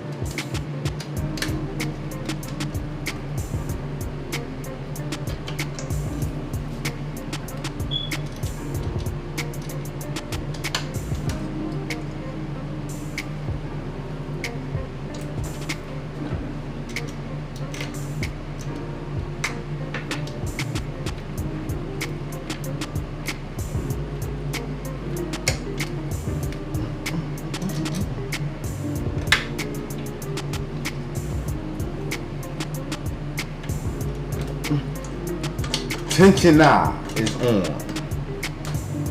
Let's do this side.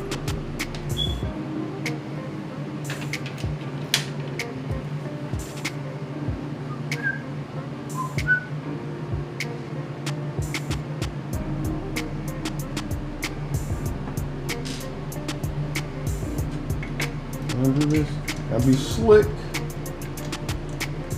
Can I be slick? It's probably gonna be more trouble than what it's worth. Alright. In there. Yeah, this is gonna be more trouble. Let me take this out.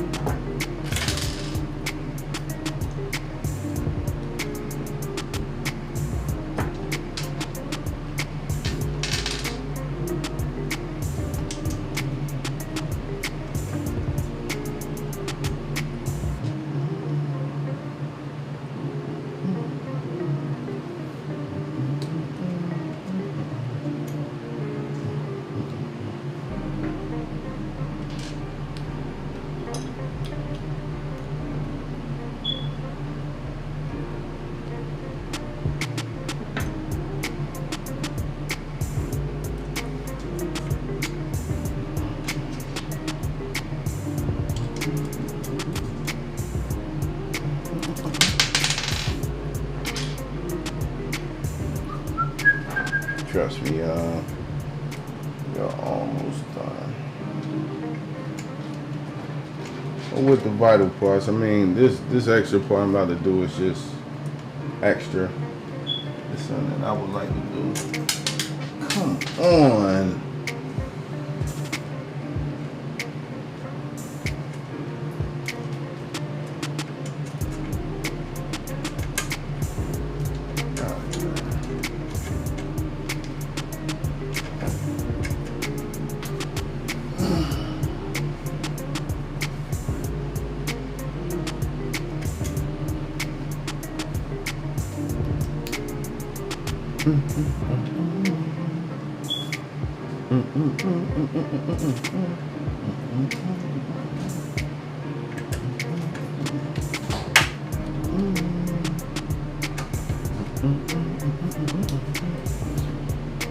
Woo! That's what people, we almost good. We almost good.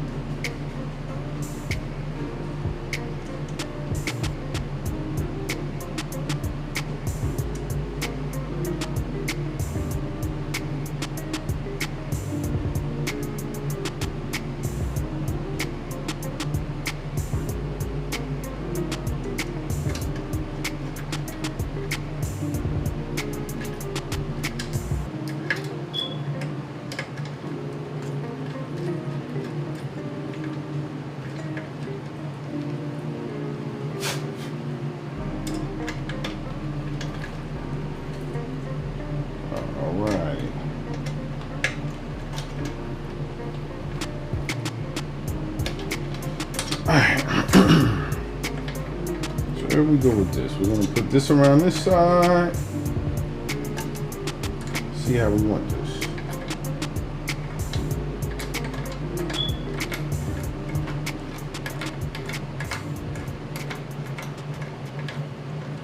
So this is all the way tight, which you don't want. Give it some more.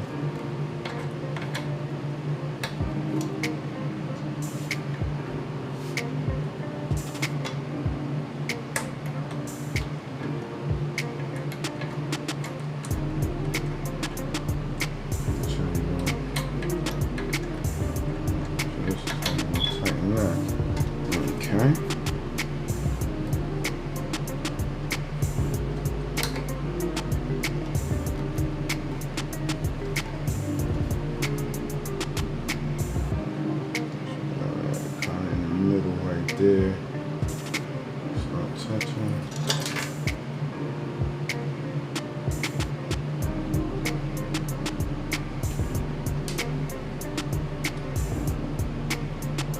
Alright, so that's about where I want that at. Alright.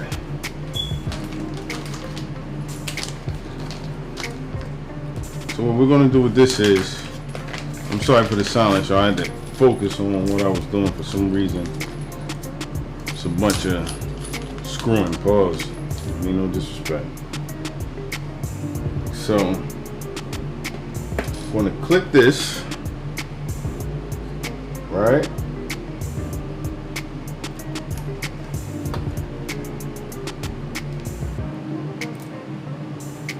For some reason it didn't want to click for me, so I'm gonna pull out the scissors.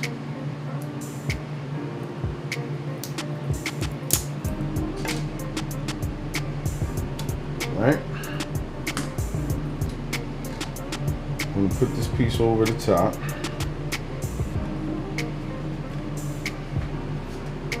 This right here is about where I want it tension wise.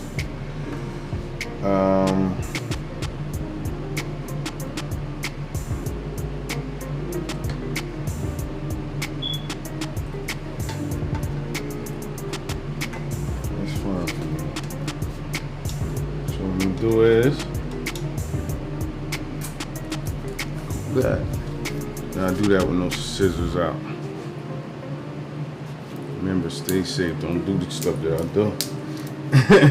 I heard a guy say that on YouTube too. I was like, man, he's supposed to be teaching the safe way, but sometimes we do stuff, especially in a live situation where we just recording. Sometimes we do stuff, and you know we're not perfect. We're humans. We, as you can see, I've been at this for over 2 hours, and it gets a little like, let's just get it done. But you never want to, you know, compromise safety. So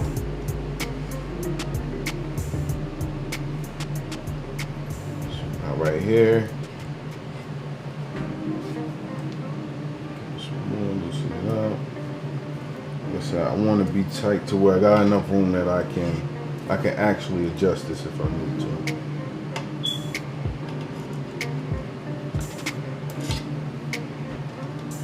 So that's it right there.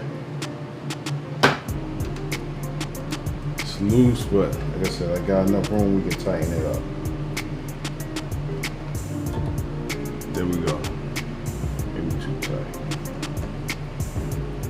Beautiful. So I'm gonna cut this off at the top.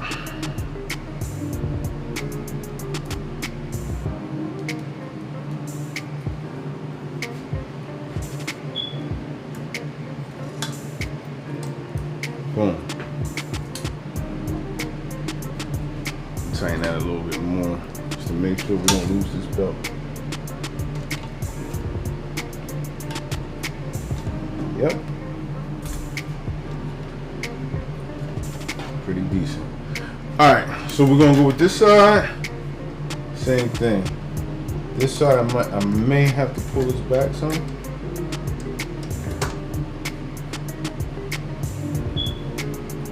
Yeah, I'm gonna have to loosen this up and pull this back just a bit.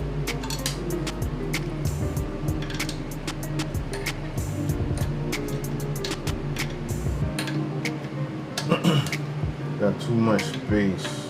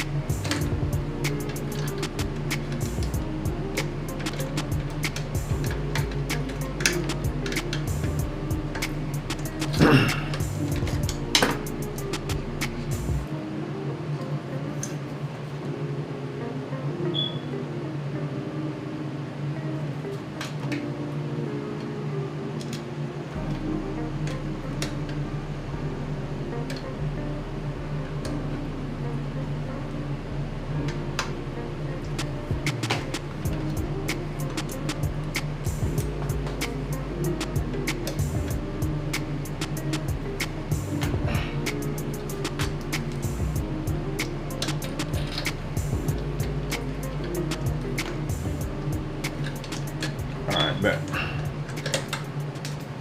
So now that's perfect. All right. Oops,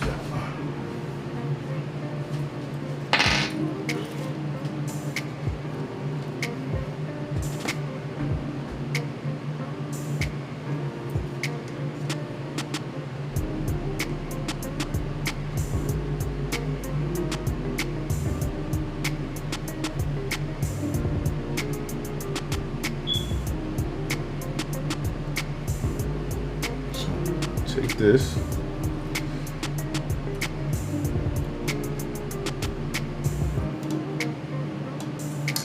All right.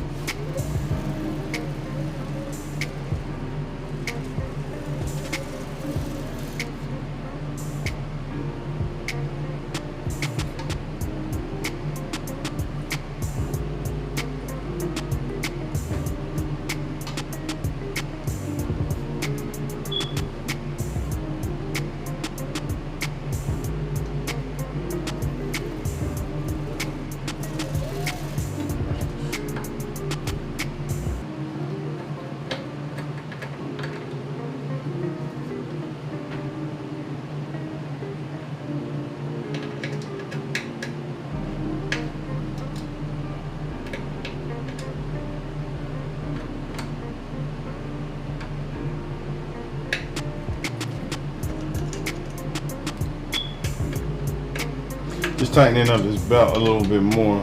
The other side is a bit tighter. So pull this a bit. Alright. Tighten. There we go.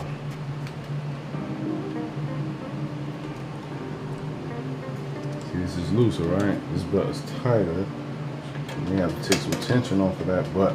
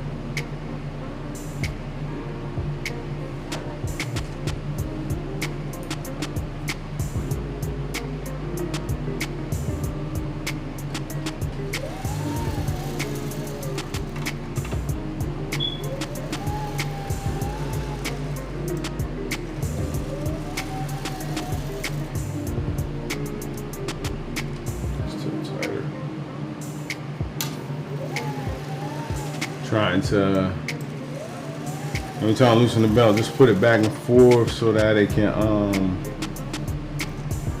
it's not.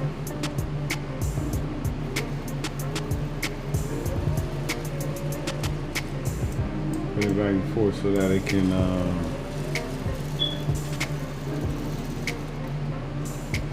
it's tight here. That's not good.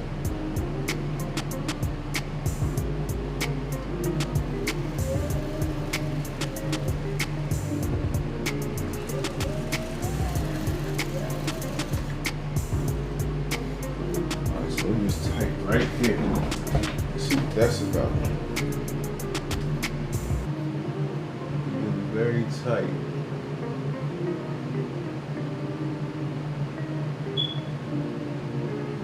I gotta wonder if that's gonna be the end of the build plate, because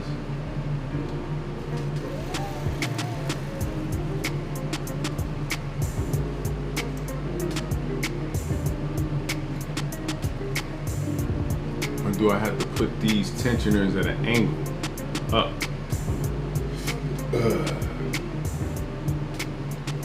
Because it is that before there.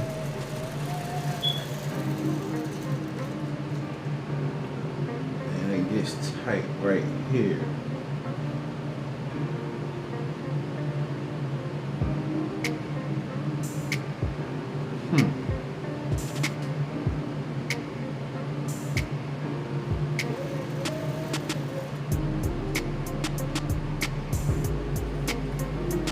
Alright, so what I'm gonna do is I'm gonna loosen these up again.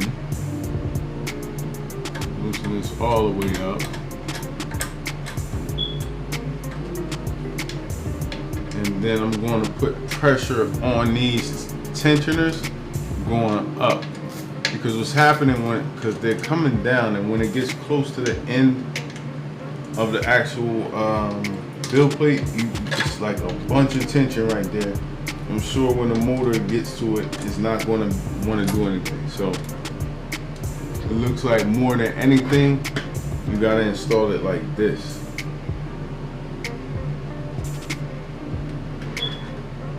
Let's see.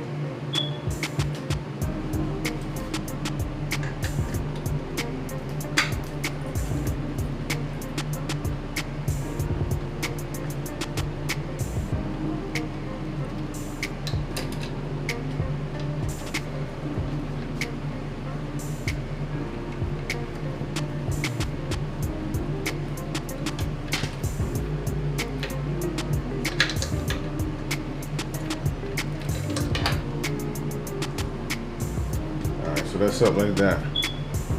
Let's see some. Alright, you can still feel tension on this side, but you can't quite feel it on that side. Which may be the way you have to install these things. And if you have the original tensioners, I'm not quite sure if you can do this, because I'm not sure that they're installed this way. You might have to purchase these tensioners right here, the aftermarket ones, which I don't think they're that expensive anyway. Because, all right, let me try and get this camera focused over here so you can see exactly what I'm talking about.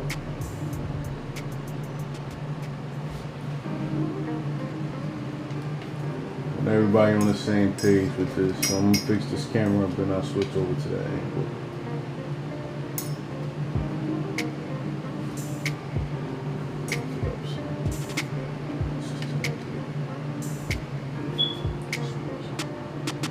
That's my see something. All right. Focus on.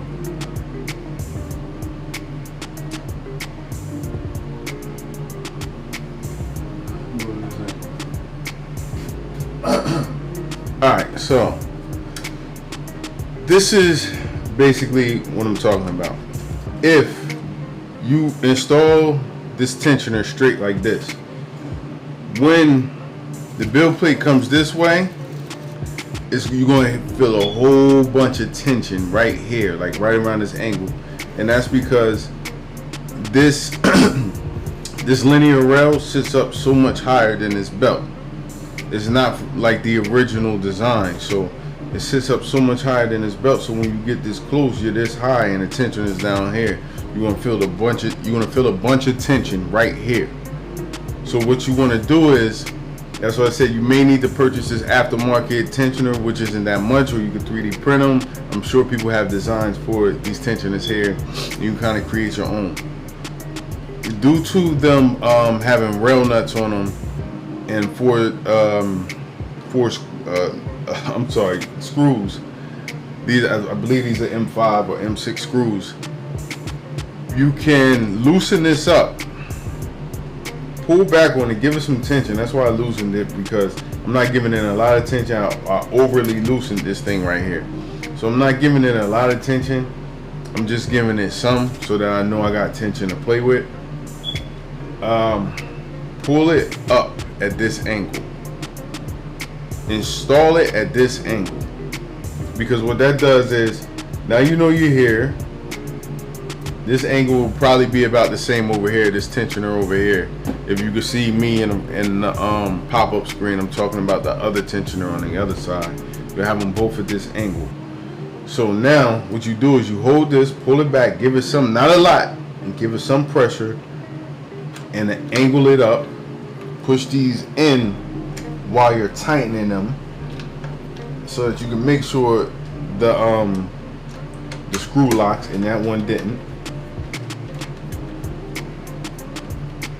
So make sure I'm pushing in just like that and turning. I'm pushing up and I'm giving it tension back.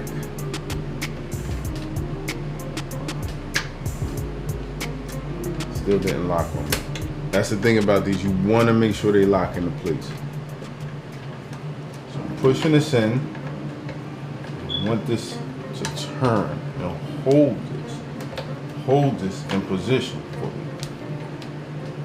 Sorry I'm shaking the camera, but I'm just trying to make sure that I'm pushing in as and it didn't. We'll get back to that one. Let me try this side. Maybe it's the angle I was going at. So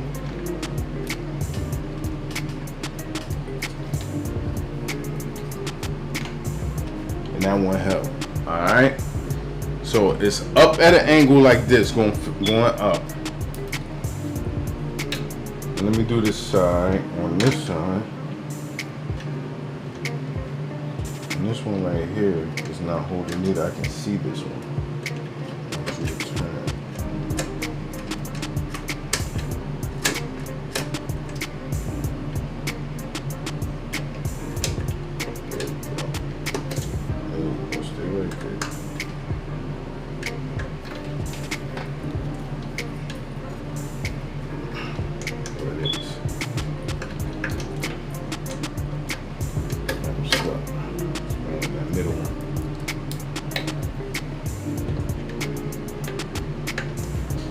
loosen this.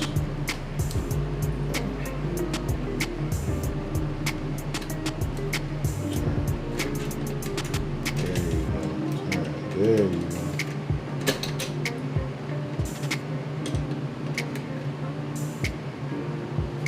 Okay, what angle you getting as long as you over?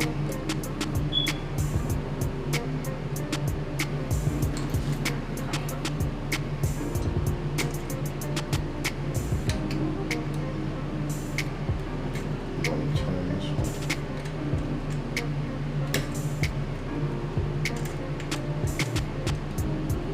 Trying to make sure this turns. But now I'm gonna have to take it out and put it back in. I just want, you have to make sure that your bolts and these rail nuts are holding. There we go.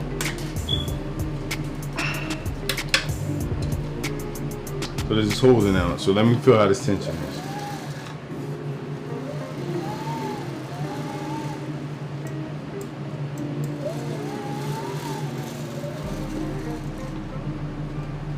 Still feeling some tension when I get right here for how close I'm to the end.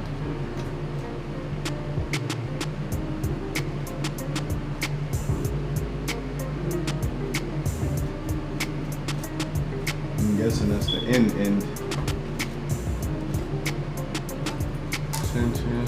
Tension, overly tension.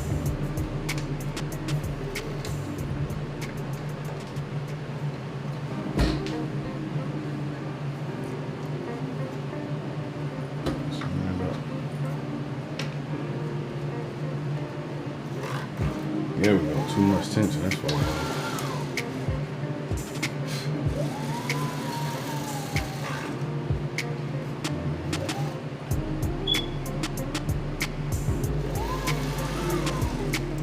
Good up there. So this is about where it stops at.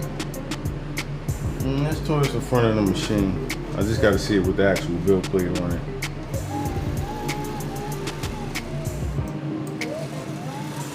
This is about 400 millimeters. Let's see how far that move is.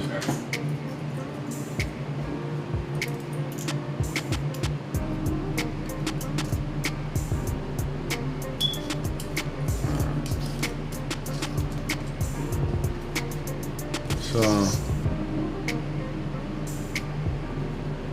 this right here.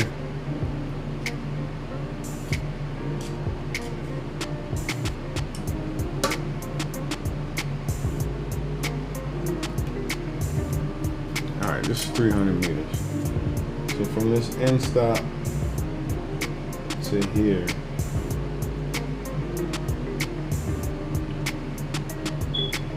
you can't see me much. I'm trying to figure out how far that movement is, so to see how where the tension where it stops it at. So this is about 300 meters. Up to this quote.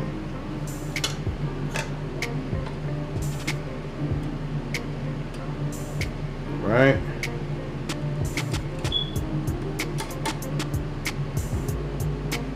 It's 300 are there.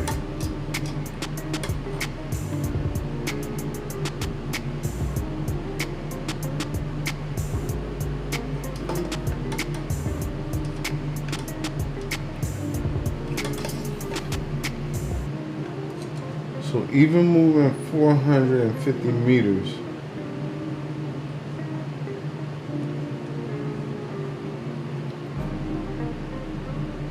which this is only going to move 400.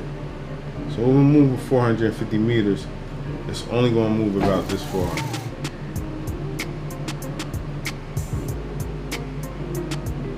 If I'm not mistaken.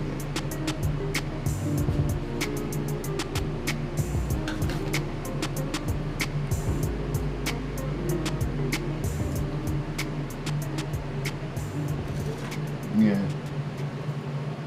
So we won't get anywhere near close to that tension that I'm talking about. I'm feeling a lot of tension. I don't know if that's just coming from here, or is it too much tension in here?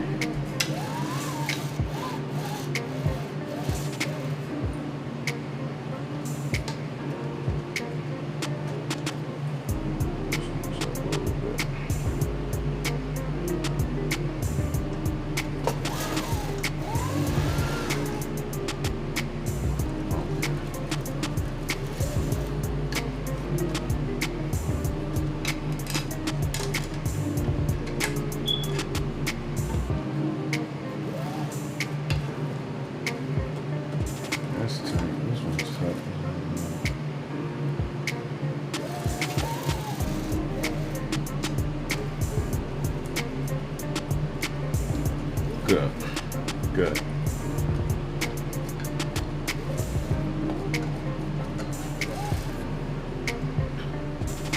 Alright, so that's the Y plate itself. So now what we're gonna do is we're gonna put on the adjustment rollers. Let me cut this piece off right here. This on. Alright. So we got that on. Alright, so now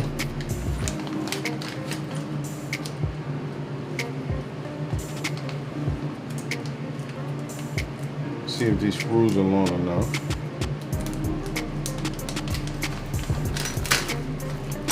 So four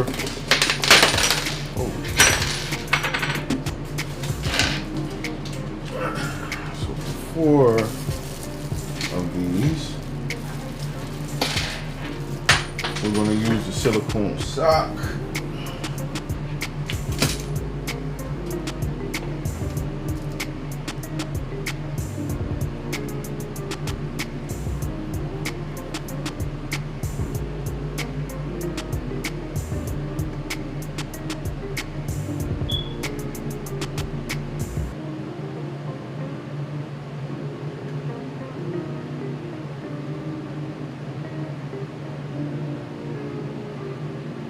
This one.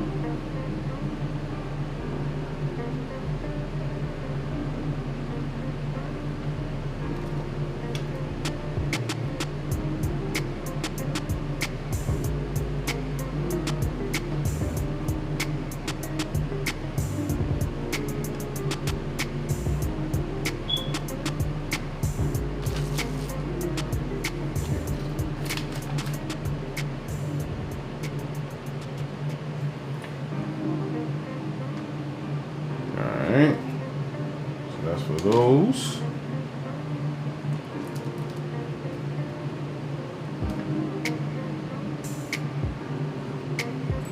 For the four corners,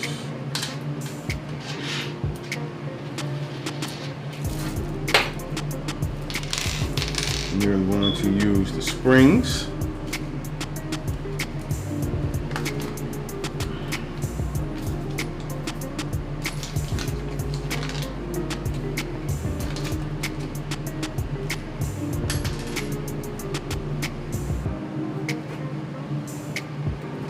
All right.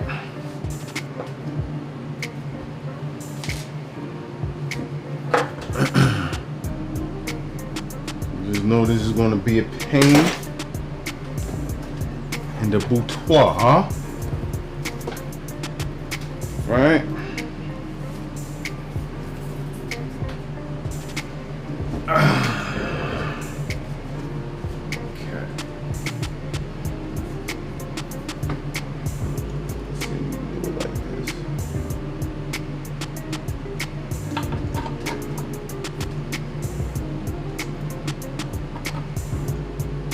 Back.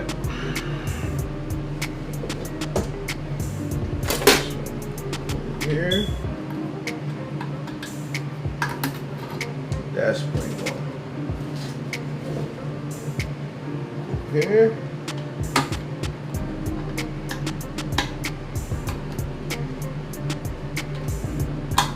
This spring on. Silicone in the middle.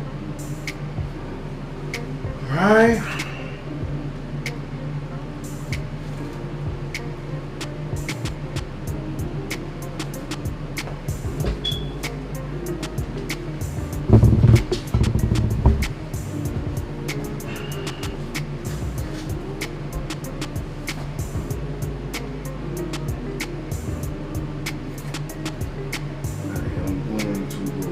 Here. This one.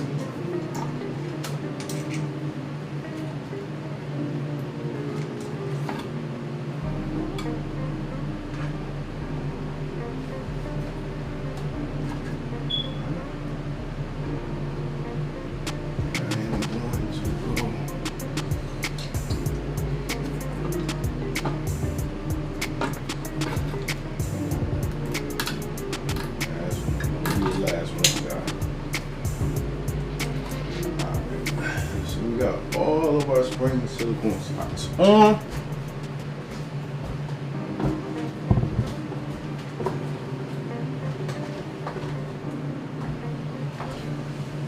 So now, our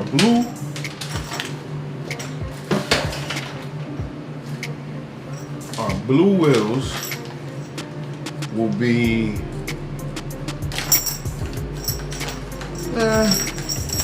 the ones that silicone socks. All right, we'll make them our blue wheels.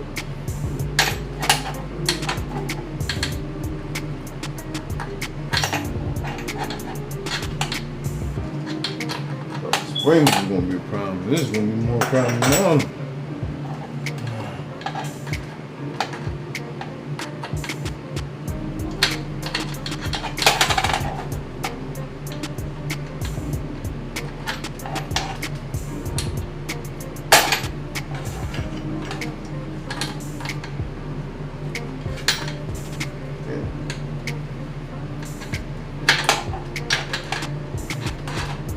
Balance it, Mr. Kelly.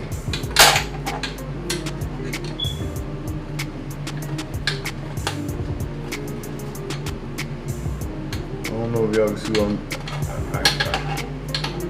I'm gonna try and once I get a few of these on, I'll turn it to the side so you can actually see what I'm doing. Right now I'm trying to balance it to get this wheel on. There we go. Boom.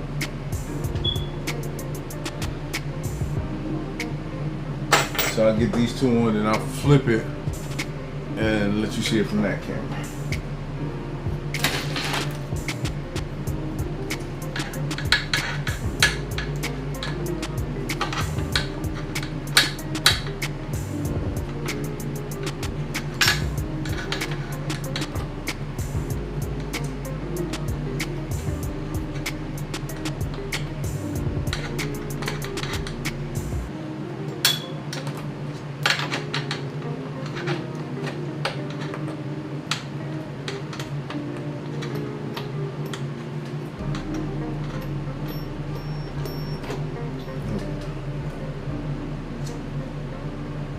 Alright,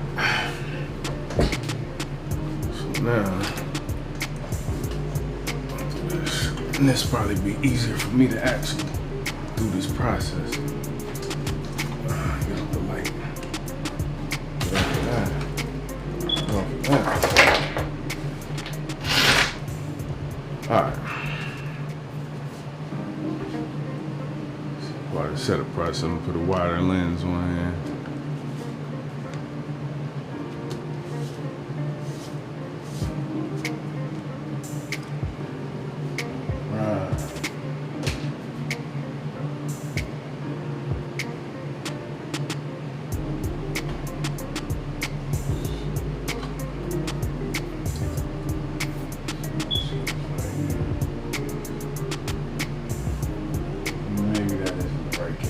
Maybe this camera is the best camera for that. Alright. It seems that way.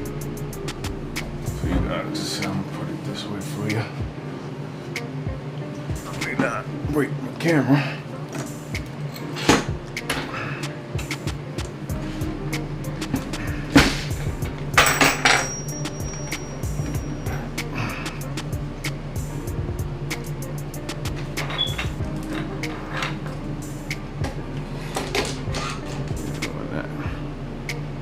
Alright.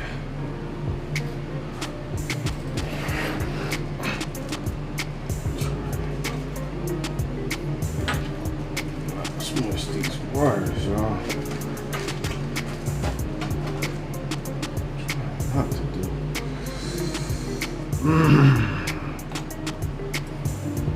Maybe Sixx Precision thing can be used for something else as well. Some balance on, squish my wires.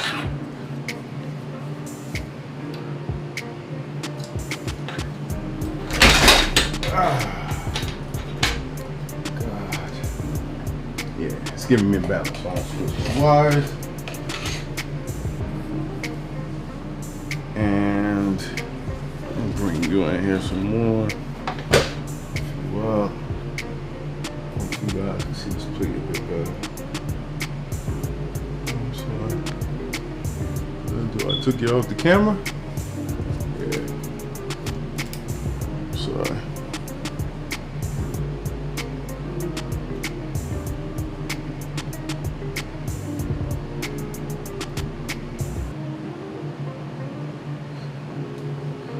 All right, let's see.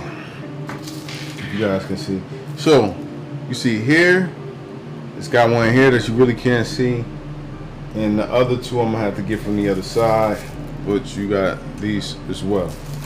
So, like I said, the blue ones are going with silicone. Silicone's right here and right here.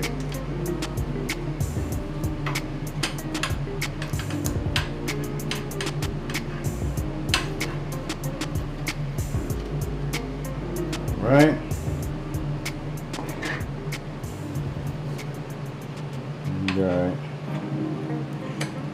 Right here.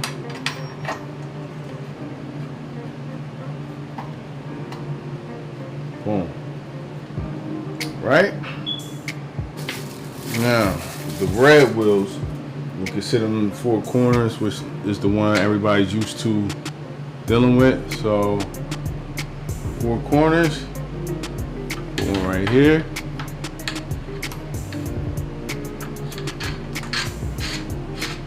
Right?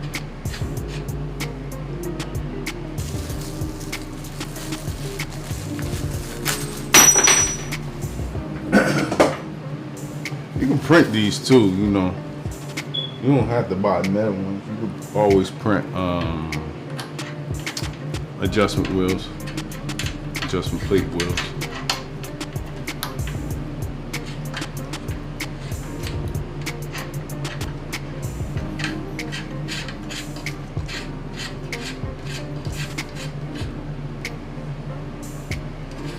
Like this.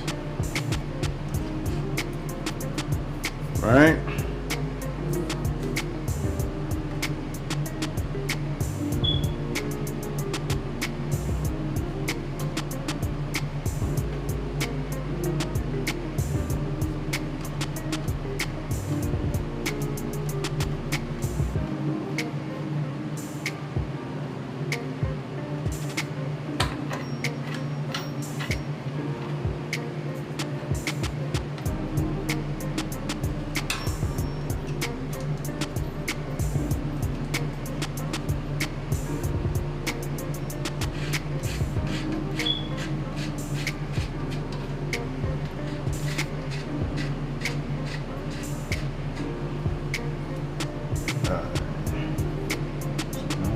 Anywhere to actually get it better. Yeah, I can. So, right here.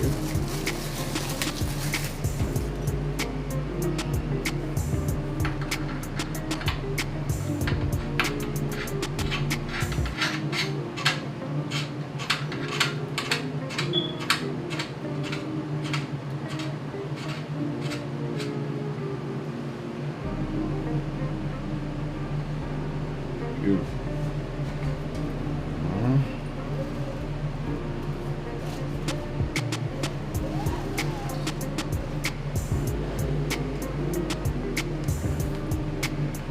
So you probably see my hair. I'm sorry, y'all. So we got that one right there. Got our last wheel.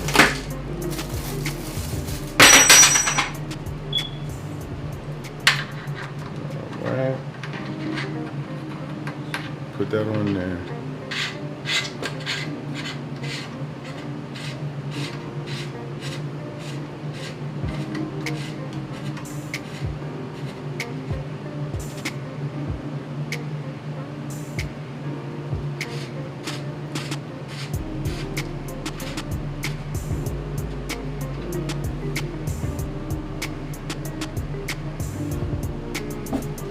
Voila.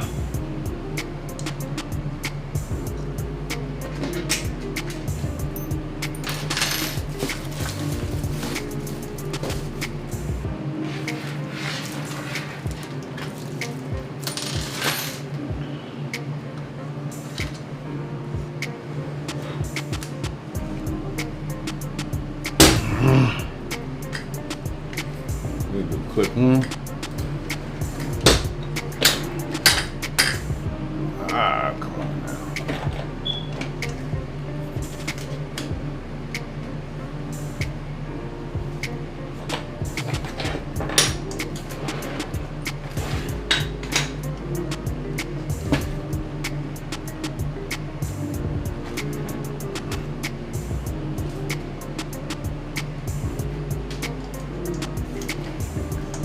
All right. So, there we have it, folks. I really gotta do something about these wires on my actual. I do something about these wires over here, and I will. I gotta actually do some wire work inside of the head, the hot end. So got a lot of wire work to do in here. I'm gonna clean that up as well. The fans are the biggest part of the reason why I didn't really want to touch the wires, but I have an option for this. So we'll be definitely taking care of that, so that these fans aren't intimidating me anymore, because they really were. So, you know, you got one right here, and you got one right here, and it kind of connects. I'll bring it down some more.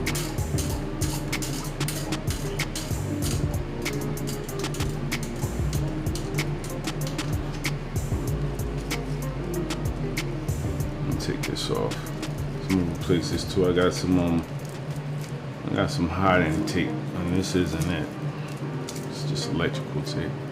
I got some tape that's supposed to be used for this.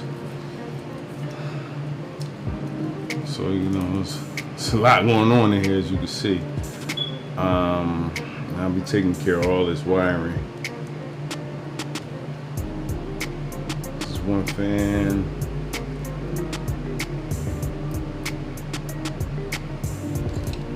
And this is the other. I don't know why this fan doesn't work. Oh yeah, the wire is broken.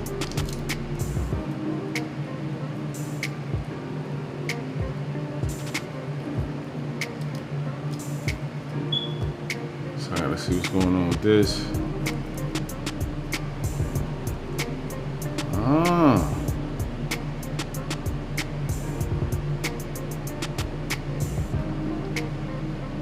Wire is broken as well.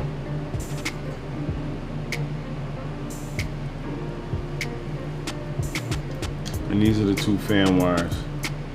It's the black wire. This goes to the black wire, and this goes to the red wire. Got them lined up that way. What I am going to do is, I got these connections, so I need male connections.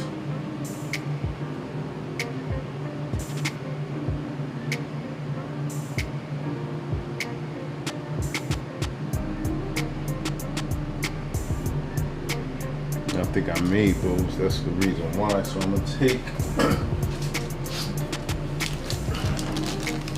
gonna cut those.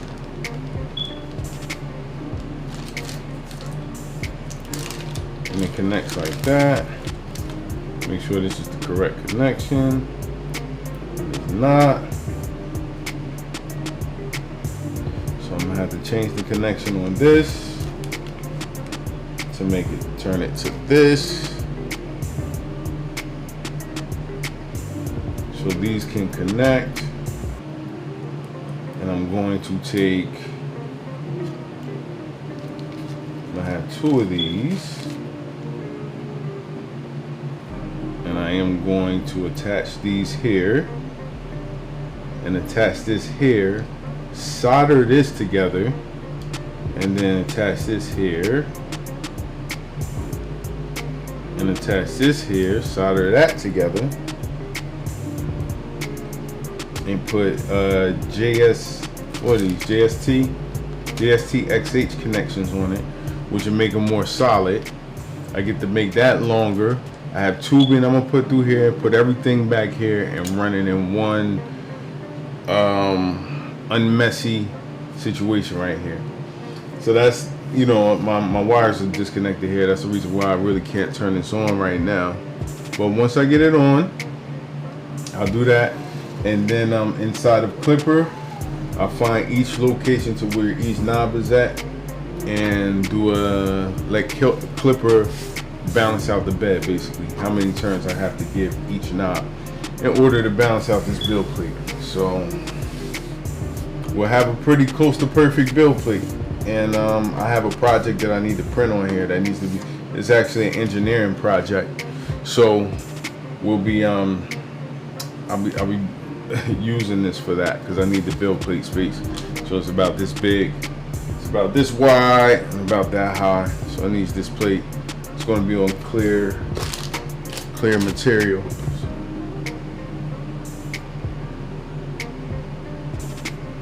Alright everybody, so thank you for joining us.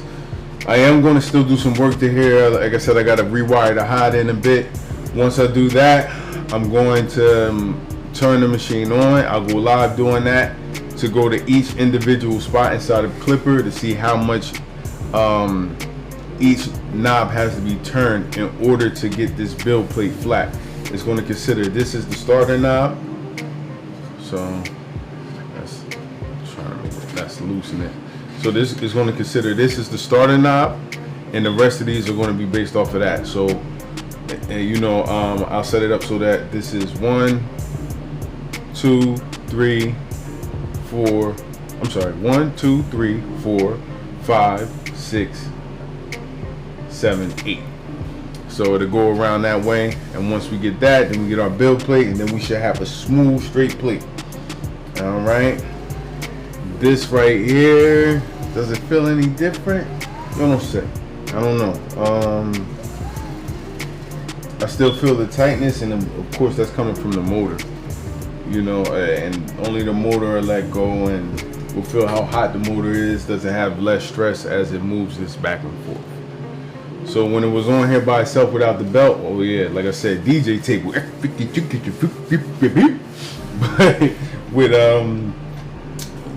with the belt on, I still feel, me personally, just from my own touch and push and pull, pause, I feel it being the same tension and resistance in it, you know?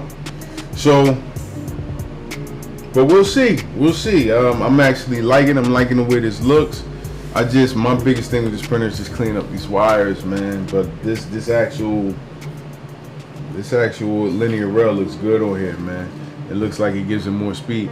What I actually want to see, like in the beginning when I installed Clipper on here and I had the motor running, when it goes, like when it does this build plate, it's bed mesh, adaptive bed mesh, then it goes back to the original spot where it's about to put the purge line. Like it was always this sound like, oh, and I was thinking that was from the wheels, but we're going to see if it does it now. Like when it moves it fast, like will it just be like a whip sound like that, like whew. Then we'll know if we have some. That's just an audible change right there, because I always felt like it was something wrong. Like it was moving so fast that the wheels were just like. That's what it felt like, or sounded like, you know. But thank you for joining the channel, joining this live. I'm sorry for the first live. You know, we had the wrong size. Now we got the correct size. We put the build plate on. Everything's installed decent. We'll know how the performance is once we turn it on. Right now we just been on kind of long installing this plate. If you got yours installed, you ready to turn it on, do your thing. Let me know what happened with you and how everything went. Remember, if you want to go with these aftermarket tensioners, kind of push them up, angle them up a bit when you tighten them on, so that the tension doesn't get too much when you get around the front end of the y-axis movement. And if you guys run into anything else, please hit me in the comments. You can reach me directly at Jedovi 3D. That's Jedovi 3D @gmail.com. Thank you everybody for tuning in. Happy printing, people. See you in the next video.